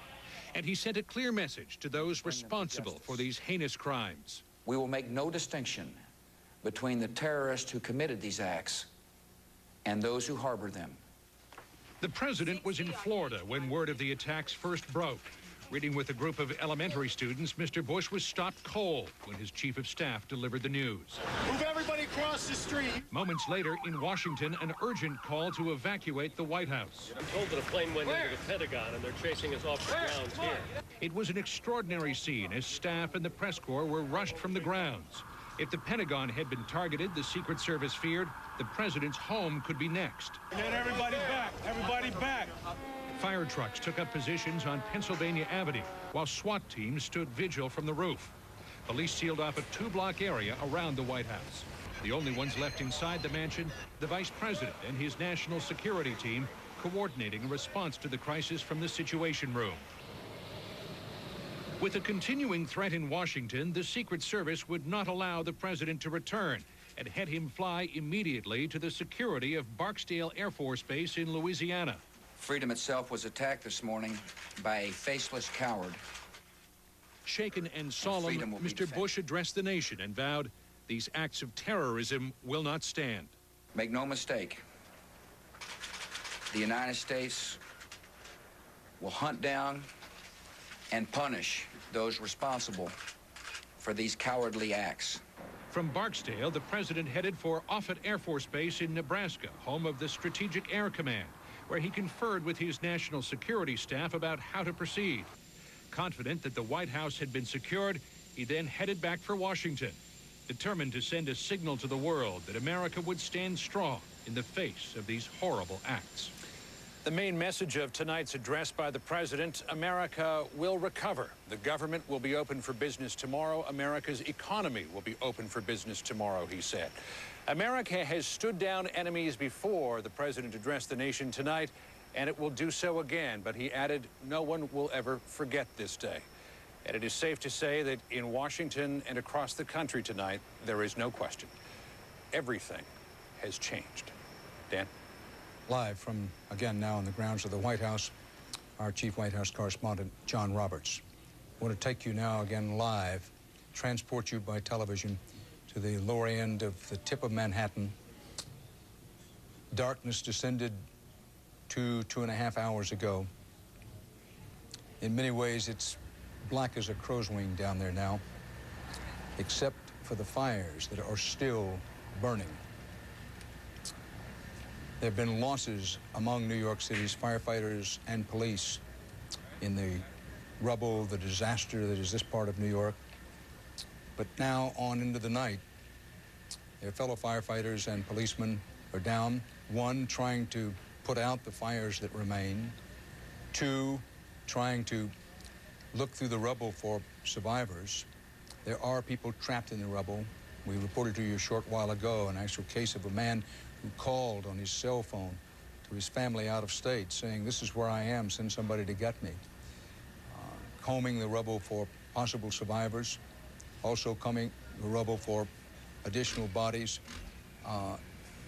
Much of the chaos of earlier in the day has disappeared, but the enormity of what has happened is sinking deeper and deeper into the consciousness of this city and this nation tonight. With me back at our CBS News World headquarters here in New York, Judith Miller, the New York Times and one of the world's ranking authorities on the Middle East, and for that matter on Osama bin Laden. Especially among journalists who speak English, Ms. Miller may be the authority. But thank you for being with us. Thank you, Dan. First of all, Osama bin Laden. Many Americans have no idea who he is and what he represents. Put a frame around Osama bin Laden for us. Well, Dan, I think you've seen the pictures of him, this tall Saudi with a beard, wielding a Kalashnikov, moving furtively around Afghanistan, which harbors him. I think he is the leader now, the mastermind, the financier of a network that we don't look at very much. It's called Al-Qaeda, and it means the base. And it's the base from which Osama bin Laden hopes to launch his worldwide jihad against America. How did this man get to this position? Acquaintances of mine in Afghanistan, people who were involved in repelling the Soviet invasion of Afghanistan, several of them described bin Laden to me in these terms. He was a Toyota warrior. He was a rich, spoiled Saudi who came there, ran around in a Toyota pickup truck, supplied a lot of money, and they appreciated that. But he was hardly a frontline warrior firing at the Soviets point-blank range or going hand-to-hand with him. How did he suddenly get to be this icon? Well, I think he became enamored of his own reputation, and he understood after the Soviet Union was expelled from Afghanistan that ordinary Muslims, if they were armed and well-trained, could accomplish wonders. They could even defeat the United States if he helped train them. And so after the Soviet Union left Afghanistan, he made that his life's mission to set up camps in Afghanistan, in the Sudan, wherever he could find a host, to train young Muslim militants from all over the world who would be willing to give themselves, their lives up for Allah to accomplish this goal. It was a distortion of Islam as we know it, but it had great appeal to young people who were disaffected from 50 countries. He's had more than 5,000 young militants from 50 countries move through his network of camps, the dozen camps that he personally finances and controls through his agents. Let's talk about state-sponsored terrorism. Real or imagined here in the first edges of the 21st century, and how, if at all, does it fit in with Osama bin Laden? Well, I think we used to think that only a state could do something like what we saw today. Judith Miller, excuse me for a moment. I know you'll forgive this. Mayor Rudolph Giuliani is speaking live here in New York. We want to pick that up. 2730. That's 1-212-560-2730. If you have questions throughout the night and tomorrow, that's the number to call rather than 911, which you should just call if there is an emergency. We had over 1,100 emergency room visits today that we know of. So far, we have 6 fatalities that we know of, 5 at St. Vincent's. Obviously and tragically, there are going to be a lot more than that, but that's what we know of at this point. We had over 300 patients that were treated at St. Vincent's, over 160 at Bellevue, 250 at Beekman Downtown Hospital. And the hospital, these hospitals were probably the ones under the most stress, but they were able to get through. I want to thank all the people that helped St. Vincent's getting the water that they needed and the support that they needed. Also, I'd like to say to people that might consider doing this that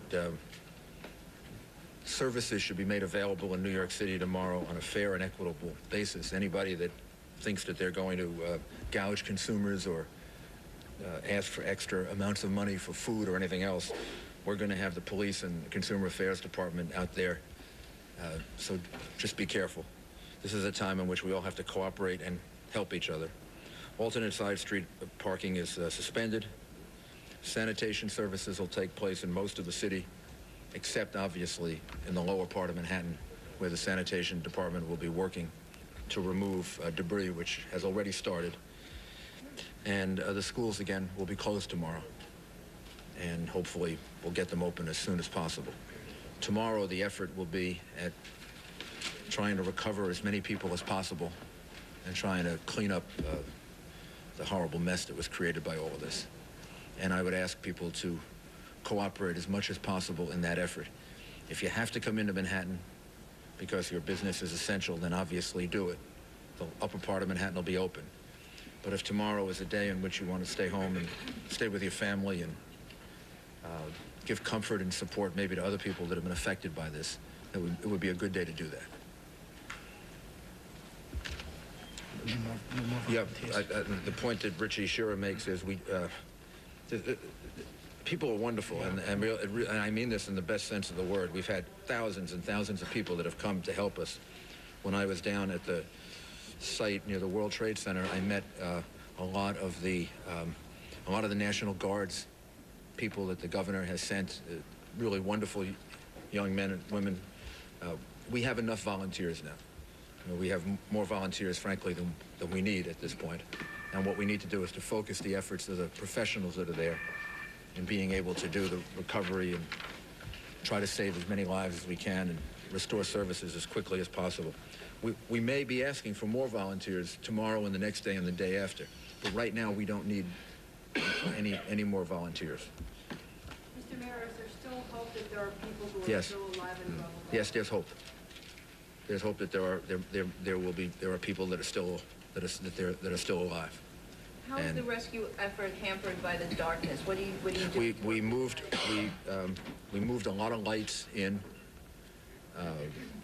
so that the area is being lit now, so that I don't think the rescue effort is going to be hampered by the darkness. The rescue effort is hampered by the fact that there's still fire there. There are still unsound structures, and it's still dangerous, although the rescue effort is now taking place. But if you're asking me, is it hampered? It's hampered because of the conditions, not because of... You are watching continuing CBS News coverage of the attack on America. Bulldozers and other heavy construction equipment making its way down to lower Manhattan. What is that going to be used for? That's going to be used to move debris out of the way so that the emergency vehicles can get in and out quickly, so that we can get the ambulances in in a more expeditious fashion than we've been able to do. And I want to thank the Deputy Mayor Rudy Washington, who has spent most of the day coordinating, getting all of that emergency equipment in the right place, ready to move. If you go along Houston Street, you'll see hundreds and hundreds of pieces of equipment that are lined up to move in and to take debris out, and now they've started doing that. And I think that's probably what you observed. You probably observed them starting the... Are you concerned about the city tonight in light of what all of the things that have happened during the daylight hours today? Am I concerned from the point of view of the actions and activities of the people of the city? The police department is out in large numbers. You want to explain the force that you have out there? And no, I'm not concerned. But we're pretty much out in full force this evening. Southern Manhattan, as you know, we're primarily concentrating on the rescue efforts. The rest of the city is basically, some of the entry points are shut down. The tunnels are shut down. As of midnight, there will be no more traffic coming into Southern Manhattan from 14th Street. We're going to shut that down. I think the city's pretty secure, and we're going to continue doing what we're doing in the rescue effort and just hope for the best. Did you see any reports of lawlessness, any reports of any looting or anything? Absolutely not. There's been no reports of looting or any other problems out of the ordinary. And as I said, the boroughs are working pretty normally, and so far so good. Mayor, did you see the president's comments tonight, and have you spoken to him again since? No, I spoke to him earlier today, and I only heard the very end of his comments because I was coming back from the World Trade Center. He said thousands today. I don't know the number at this point. That may be very well be the case. At this point, let's go to him now. We're still in the effort of trying to recover people. I don't know the numbers yet, but I mean, this is going to be, as I said, the numbers are going to be very, very high. I mean, Mr. Mayor, just if you think of the number of people that were in the building at the time, we've been spending time with the medical examiner, who, by the way, was injured himself. As the mayor of New York reported just now, the figures will be very high. The medical examiner of New York was injured. I'm Larry Kane here in Philadelphia with a recap of how this has impacted on us here in the Delaware Valley. First of all, the pilot of one of United Airlines jet has been identified as Victor Saracini. Victor Saracini, a resident of Lower Makefield Township in the Yardley area of Bucks County. 4 planes were hijacked today. One of those hijacked planes went down 80 miles southeast of Pittsburgh. The plane, United Airlines Flight 93 from Newark, New Jersey to San Francisco, crashed in Shanksville, Somerset County. Investigators think the plane's target was the presidential retreat at Camp David, Maryland. Today, Pennsylvania Governor Tom Ridge went to the crash site in Somerset County. This evening, the governor signed a disaster declaration. Governor Ridge also announced that state offices will be open tomorrow. This evening, Mayor John Street addressed Philadelphia. He said there was no evidence that Philadelphia is a target of any form of terrorism. That's what the mayor said. Important information for parents and students in Philadelphia public schools. They are closed tomorrow. The announcement came this evening in the mayor's address to the city of Philadelphia. They will be closed tomorrow, but we want you to know that parochial schools will be open, and the mayor spoke to the city of Philadelphia tonight. In Delaware, Governor Ruth Ann Minner announced all public schools and charter schools will be open tomorrow. Students in public schools there will have class on Wednesday. In New Jersey, we have not heard about specific school closings. We'll have school closing reports throughout the night. You'll see them at the bottom of your screen, and any late information on canceled classes will be updated at 11 o'clock. In Delaware County, the county government workers should report to work, and courts in Delaware County will be open. Now, here's what the mayor said earlier about the fact that there was no terrorism targeted at Philadelphia. Mayor John Street of Philadelphia. Nothing has been brought to our attention that would lead us to believe that we are a target, although we're going to be precautious, and we're going to take every reasonable precaution that we can during the period of time when we think it is necessary and reasonable to be on a special alert. Mayor Street, hundreds of people filed into trains headed for Trenton today. Many people were still covered in soot as they arrived from New York. Passengers say they were not charged any fare. They were just advised to get on the first train out of New York. Payphones were crowded with people trying to reach their loved ones, obviously, and at this hour, most trains are running smoothly. Now, the American Red Cross has set up a phone line for concerned family and friends of anyone who may have been in New York. The hotline number is 215-299-4000. An important note for travelers. Philadelphia Airport remains closed until noon tomorrow. That's the tentative plan at the airport. The final decision is up to the FAA. And this is the first time, by the way, in our country's history that all flights have been grounded across the country. We will see you tonight at 11 for a complete recap of everything you need to know. Right now, continuing live coverage with CBS Evening News and Dan Rather. Done. The reason that plane is important in Pennsylvania is because the crash scene, I'm told, is easily accessible, and it's hoped by the authorities that they have that cockpit tape very quickly. Dan? Bob Orr in Washington with more details of the terror in the sky. Stabbings now confirmed on at least 2 of the hijacked planes and possibly a third, as those aircraft, in one case, in the air for an hour and 40 minutes of the passengers and crew being terrorized by, among other things, at knife point. And we know that some, or let me say we believe we know, there's credible information indicating that some flight attendants on at least 2 of the airplanes were stabbed while the hijackings were in progress. The attack struck at the heart of New York's financial district. That was one of the purposes of striking there, to strike at a symbol of American economic power. It was timed at the rush hour for maximum impact and maximum casualties. And the attack succeeded. It all obliterated the World Trade Center, and it sped terror block by block, as Byron Pitts reports. 8:48 a.m., mayhem in Manhattan.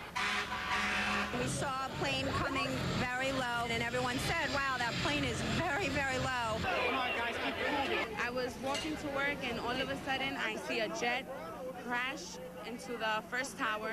An American Airlines flight loaded with 92 people crashes head-on into the North Tower of the World Trade Center. And then we heard the crash. We ran to the window. Into the building. It went into the Trade Center. We hit the Trade Center. We saw the shrapnel fall, and then we said, get out. And minutes later. Oh, there's another one. Another plane just hit. Right. Oh, my God. Another plane has just hit. I heard a roar, and I looked around thinking that it had to be a helicopter, and I looked up, and I saw the second plane hit. A second commercial plane, a United Airlines jet, also hijacked, carrying 65 people, plows into the South Tower. First one we thought was an accident. When we heard there was a second one, we definitely thought it was terrorism. On the ground, witnesses could not believe their eyes.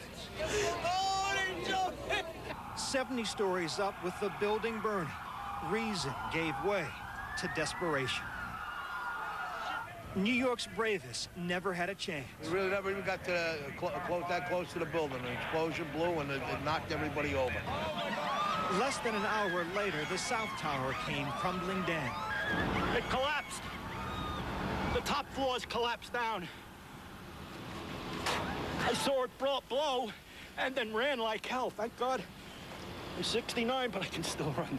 But it was far from over. Tower 2 collapsed into Tower 1. Within minutes after that, we were ordered out.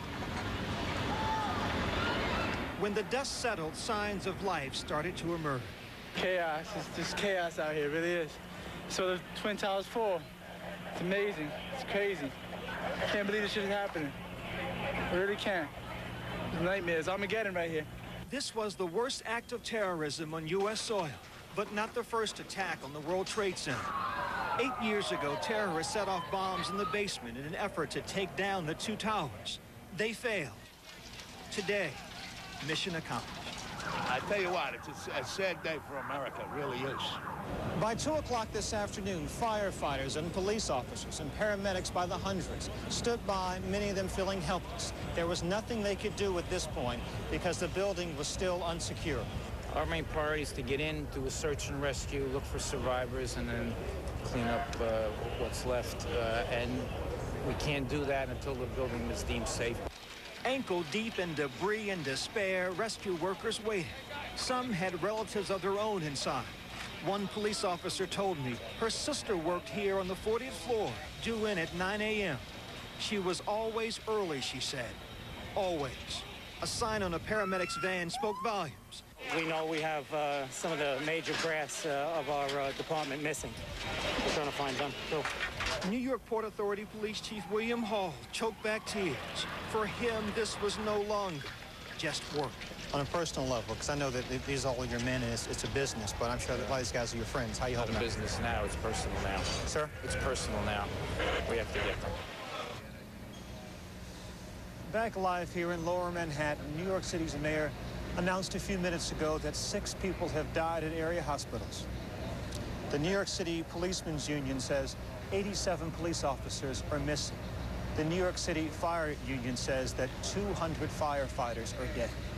All of them in harm's way when this second tower collapsed this morning.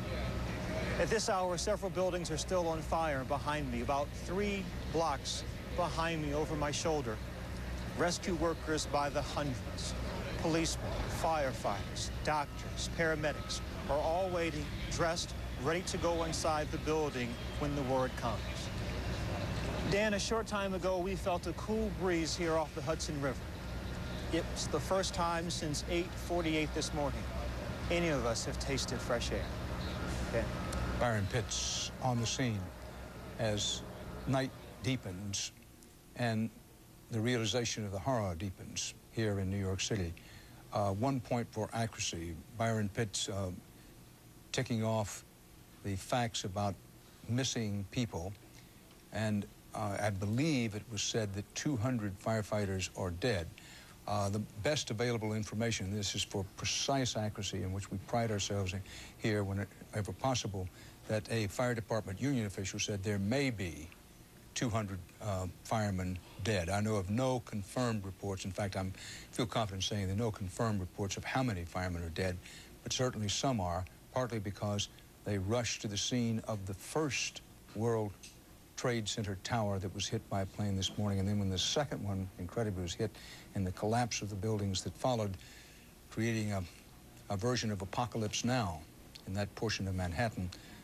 Many firemen unquestionably died, but the exact number is not known. Joining us now from Washington, D.C., the man who was until recently the U.S. Defense Secretary, former Senator from Maine, former Congressman William Cohen. Mr. Secretary, Senator, thanks for being with us tonight. You've dealt with this problem over the years as a member of the Armed Services Committee, then as Secretary of Defense. As the hours wear on, what are the most important things for us as Americans to have in mind? Well, the most important thing is that this country is going to respond. It will respond in a way that will certainly send a message to those who have committed this act of monumental and pure evil. Secondly, I think it's also clear that we'll take every measure possible to prevent a similar type of attack in the future, understanding that we have come to grips with a reconciliation of 2 conflicting interests in this country. How we can defend and protect our people and how we can defend and protect our civil liberties. And we've got to engage in a very intensive debate and dialogue on how we reconcile those 2 very important ideals and needs for our country. But I think President Bush sent the right message tonight. It's one of resolve, determination that the long arm of justice is going to reach out and touch those individuals and those groups who support the individuals involved, and most importantly, the countries that give safe harbor to the terrorists who are committing these acts. So I think that the American people are going to certainly coalesce around the President and his national security team and the entire Congress. You will see, in my judgment, a consolidation of American opinion. They will be unified. They will, I hope, really be stirred and shaken from any sense of lethargy that we may have been experiencing in recent years about our security interests, and to be shaken from our apathy, to become deeply involved in supporting the men and women who support us on the front lines. And that's not only the military men and women, and they are very important, but also, as you saw on that screen, the firemen, the policemen, the paramedics, the medical professionals. We're all in this together. And that's the one message that's going to come out of all of this, that we are going to be united in a way that perhaps we haven't seen since World War II. Mr. Secretary, you were part of the decision-making process when President Clinton made the decision to retaliate for the bombing of our embassies in East Africa. We sent the cruise missiles, Sudan and Afghanistan. In retrospect, which is all we can talk about, a mistake? Put that in context for us. Not a mistake. It was a very strong message that we were seeking to send, that if you are going to train and prepare to carry out acts of terrorism against the United States, here or abroad, then the United States is going to take whatever measures we need to prevent that from occurring in the future. This was an act of prevention. We knew from intelligence sources that they were planning more acts of terrorism. We knew from intelligence sources that they were trying to get their hands on a weapon of mass destruction. And we took action accordingly. And I believe that we will see very strong action coming from this president and this administration, supported not only by the people of this country, but I believe by nations the world over, who also see that terrorism is not confined by any geographical boundaries. It can reach out and destroy the lives and the lifestyle of millions of people all across this globe. So this is a universal threat. And we need to have the support of our allies and our friends and make them understand that when we take action, it needs to be concerted, it needs to be concentrated, and it needs to be consistent and with their support. Former U.S. Secretary of Defense and Senator Bill Cohen, thank you. President Bush has just declared New York City a federal disaster area. That will trigger a flow of federal aid to people and businesses. Just for example, Morgan Stanley had some 3,500 people in the South Tower, 25 floors of offices in the World Trade Center complex. I'm not saying that Morgan Stanley per se is going to get any of this federal help, but it's an indication of why the president has declared New York City a federal disaster area, to say nothing of the loss of life and the wounded. Exact totals on those killed and wounded, we frankly have no idea. Mayor Rudolph Giuliani has been straightforward throughout the day and evening, saying we simply don't know. It may be a long time before we know. David Martin reported a short while ago that a firefighting authority who'd been in the Pentagon for most of the day, the Pentagon struck by one of those hijacked airliners, said that he believed that there were 100 to 800 bodies in the Pentagon that have yet to be recovered. That was his opinion. Chaos reigned throughout New York City for at least part of this morning. People got steady and calmed after the initial shock of what was happening. As Troy Roberts reports, no one who lives or works in this city was untouched by it.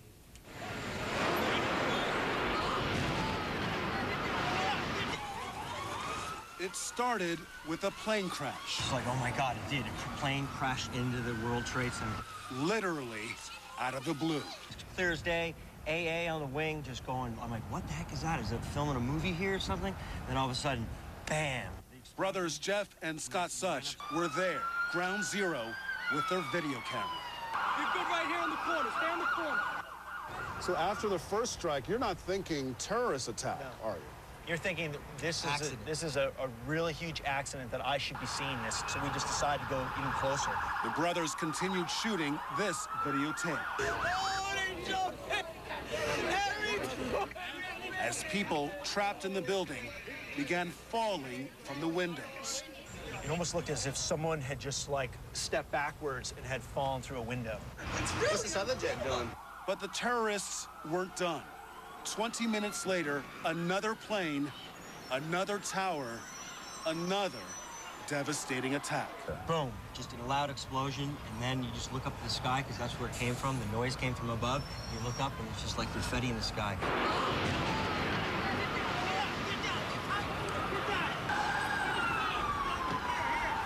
And that was just the beginning. On the ground, chaos as one of the famed Twin Towers crumbles.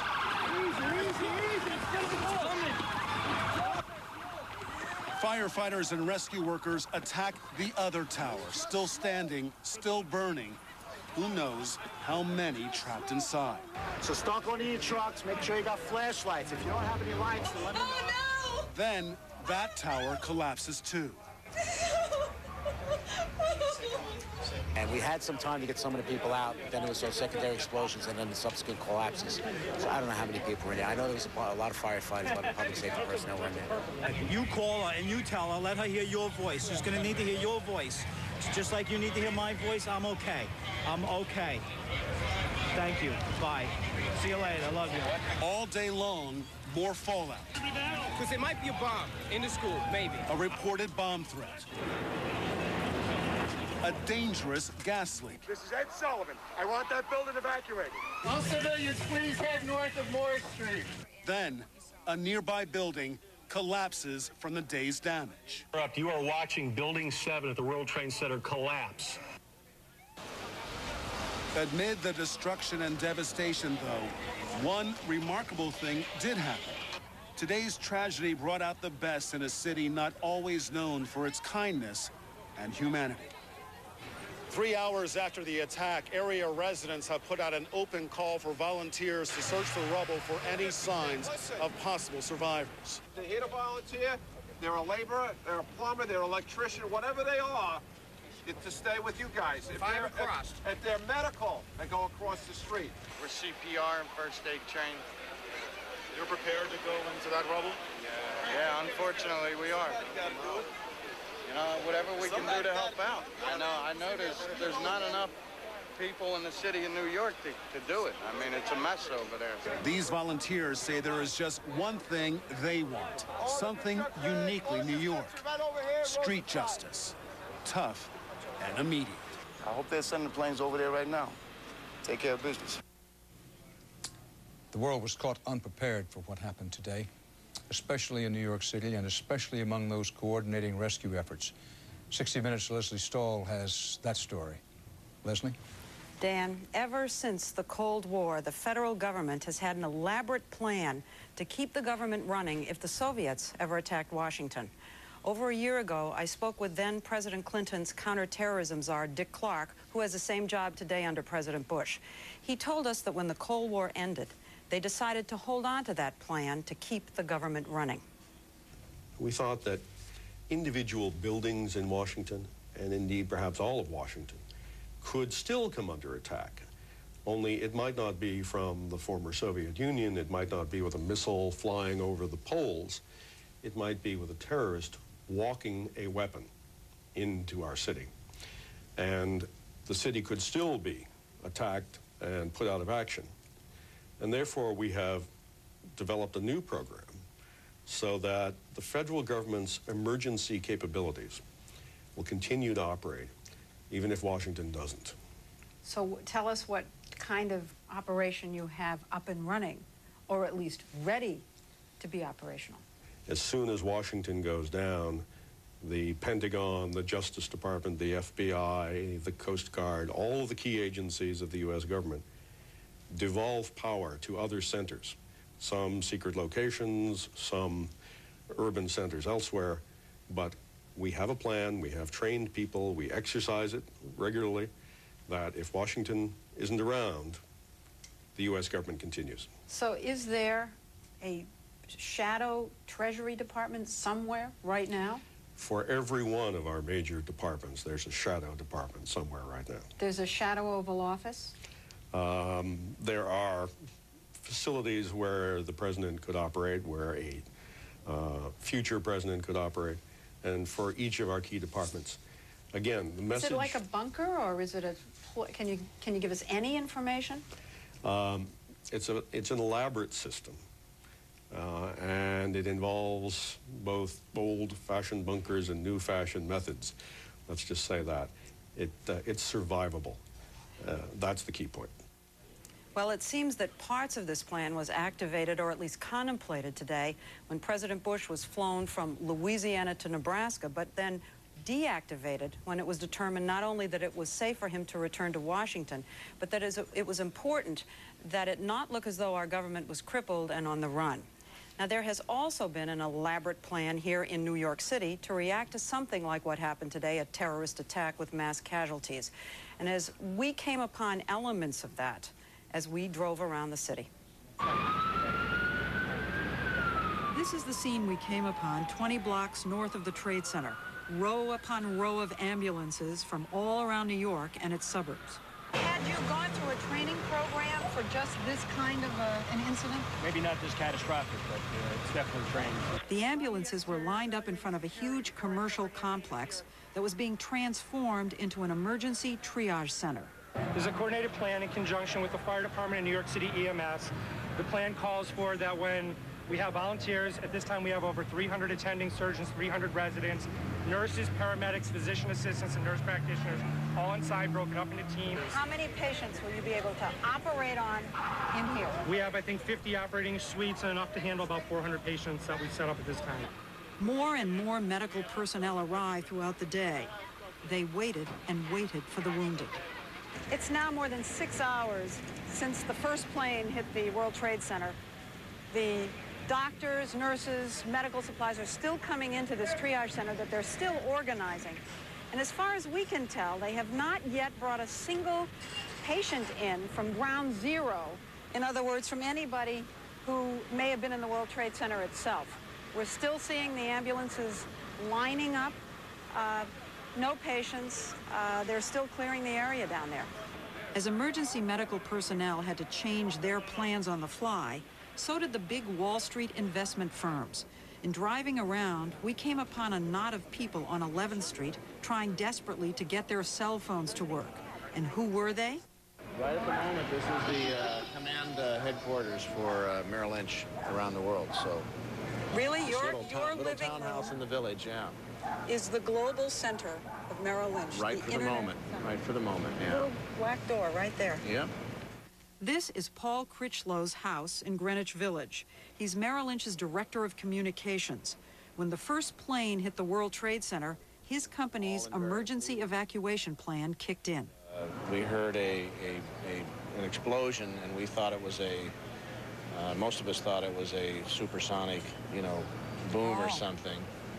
And then we started getting reports from our own security people and obviously on TV and radio. And then we heard a second explosion, and I'd say right around 9 o'clock we ordered an evacuation of both of our buildings, which are adjacent to the World Trade Centers in the World Financial Center. So about 9,000 people, right. 9,000 people evacuated. 9,000 people, right. So how did you get up here? We walked. 9,000 people walked? Well, everybody evacuated either to the north or to the south. It's like a biblical exodus. It really is. And so basically now you have these people are all senior executives and communications personnel. And this is where we're regrouping to try to figure out how we mobilize to keep our operations trading and all that sort of thing, and to find out what's the status with regard to all of our employees. Government agencies, medical staff, and companies all had plans. But most New Yorkers simply didn't know what to do. And so, we're just a couple of blocks from that new Merrill Lynch headquarters. Just a couple of blocks, we came upon St. Vincent's Hospital. And all these people that you see behind me are all lined up in different lines to donate blood. They're lined up by their blood type. There must be between 5,000 and 10,000 people here. You're sitting there wondering what you can do and how you can help, and you don't, you can't go down there. And you feel helpless. And you feel helpless, and you want to contribute, and If you look around, there are so many people here who want to donate blood. There are people who are giving out free food. There are people who are giving water, and I mean, it's small comfort. But at the same time, it's like the worst brings out the best in people, and that's what you are seeing. As I walked around today, there were a lot of people in the streets, and what struck me was how quiet it was. This is a city of really loud people, but not today. Taxi drivers weren't even blowing their horns. Now, you might have expected to find anger, but what we encountered was shock and sadness and, Dan, profound silence. And that silence extends tonight. I want to show you a live picture. This is looking south on Manhattan Island. South toward Our Lady of Liberty, the Statue of Liberty. The right-hand side of your screen, great Empire State Building in Midtown Manhattan, and then beyond, the smoke and, yes, still the flames from what happened today at the World Trade Center. Now, this just in from New York City. Marcia Kramer, former newspaper woman now working with WCBS TV in New York, says that sources have told her that 2 people have been arrested with explosives under the George Washington Bridge. The George Washington Bridge, for those of you unfamiliar with the city, connects a part of New Jersey with Manhattan. So 2 people arrested on the GW Bridge in a truck with explosives, is this report. Now, whether it was connected with the events of the day, we do not know, but an interesting report. President Bush said tonight, our nation today saw evil. And referring to scenes just such as this is the live shot in Manhattan tonight. The president says these acts shattered steel, but they cannot dent the steel of American resolve. Unquote, President Bush tonight. You are watching continuing CBS News coverage of the attack on America.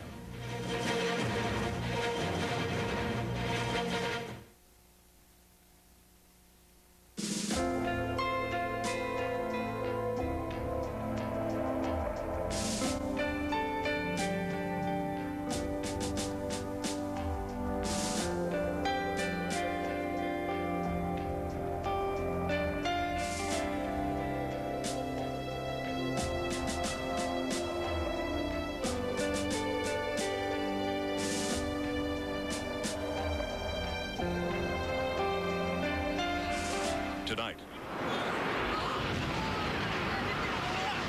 attack on America. I saw the plane hit the building. And a nightmare unfolds. It's got to be a terrorist attack. In New York, hijacked planes slam into the World Trade Center. Move out of the way! Let's go! Hey, come on! And the Twin Towers crumble.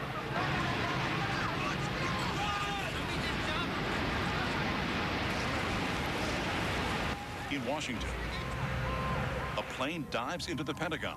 We are at threat condition Delta. That is the highest condition that we can go to. And near Pittsburgh. Witnesses reported seeing the large passenger plane take a nosedive. Still another plane crashes. Some 44 people on board, all believed dead. A country is outraged. The world is stunned. Make no mistake, the United States will hunt down and punish those responsible for these cowardly acts. Who is behind it? What happens next? The deadliest attack ever to strike America. As terror hits home.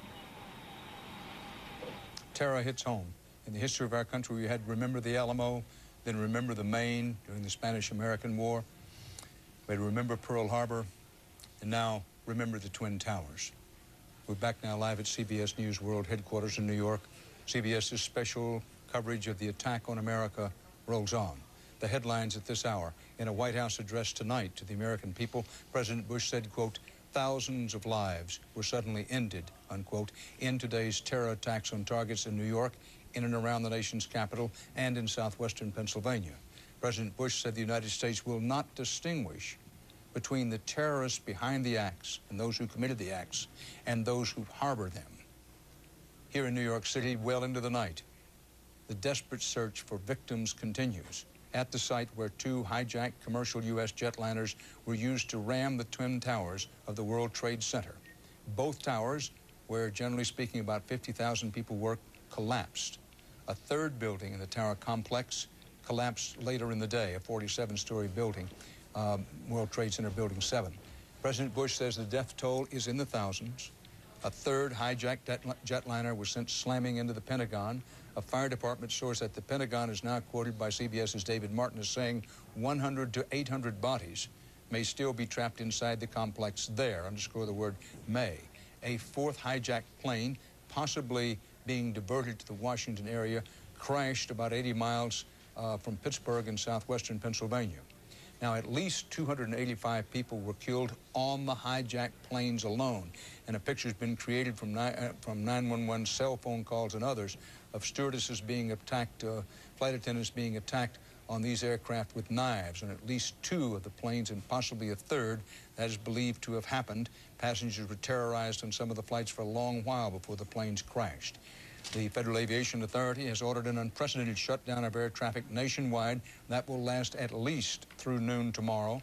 The U.S. military is on alert. The financial markets will be closed tomorrow. They will be closed until further notice, but we're told they will be closed tomorrow. CBS News national correspondent David Martin is covering developments at the Defense Department at the Pentagon tonight. David? Dan, a little more on that estimate of between 100 and 800 bodies.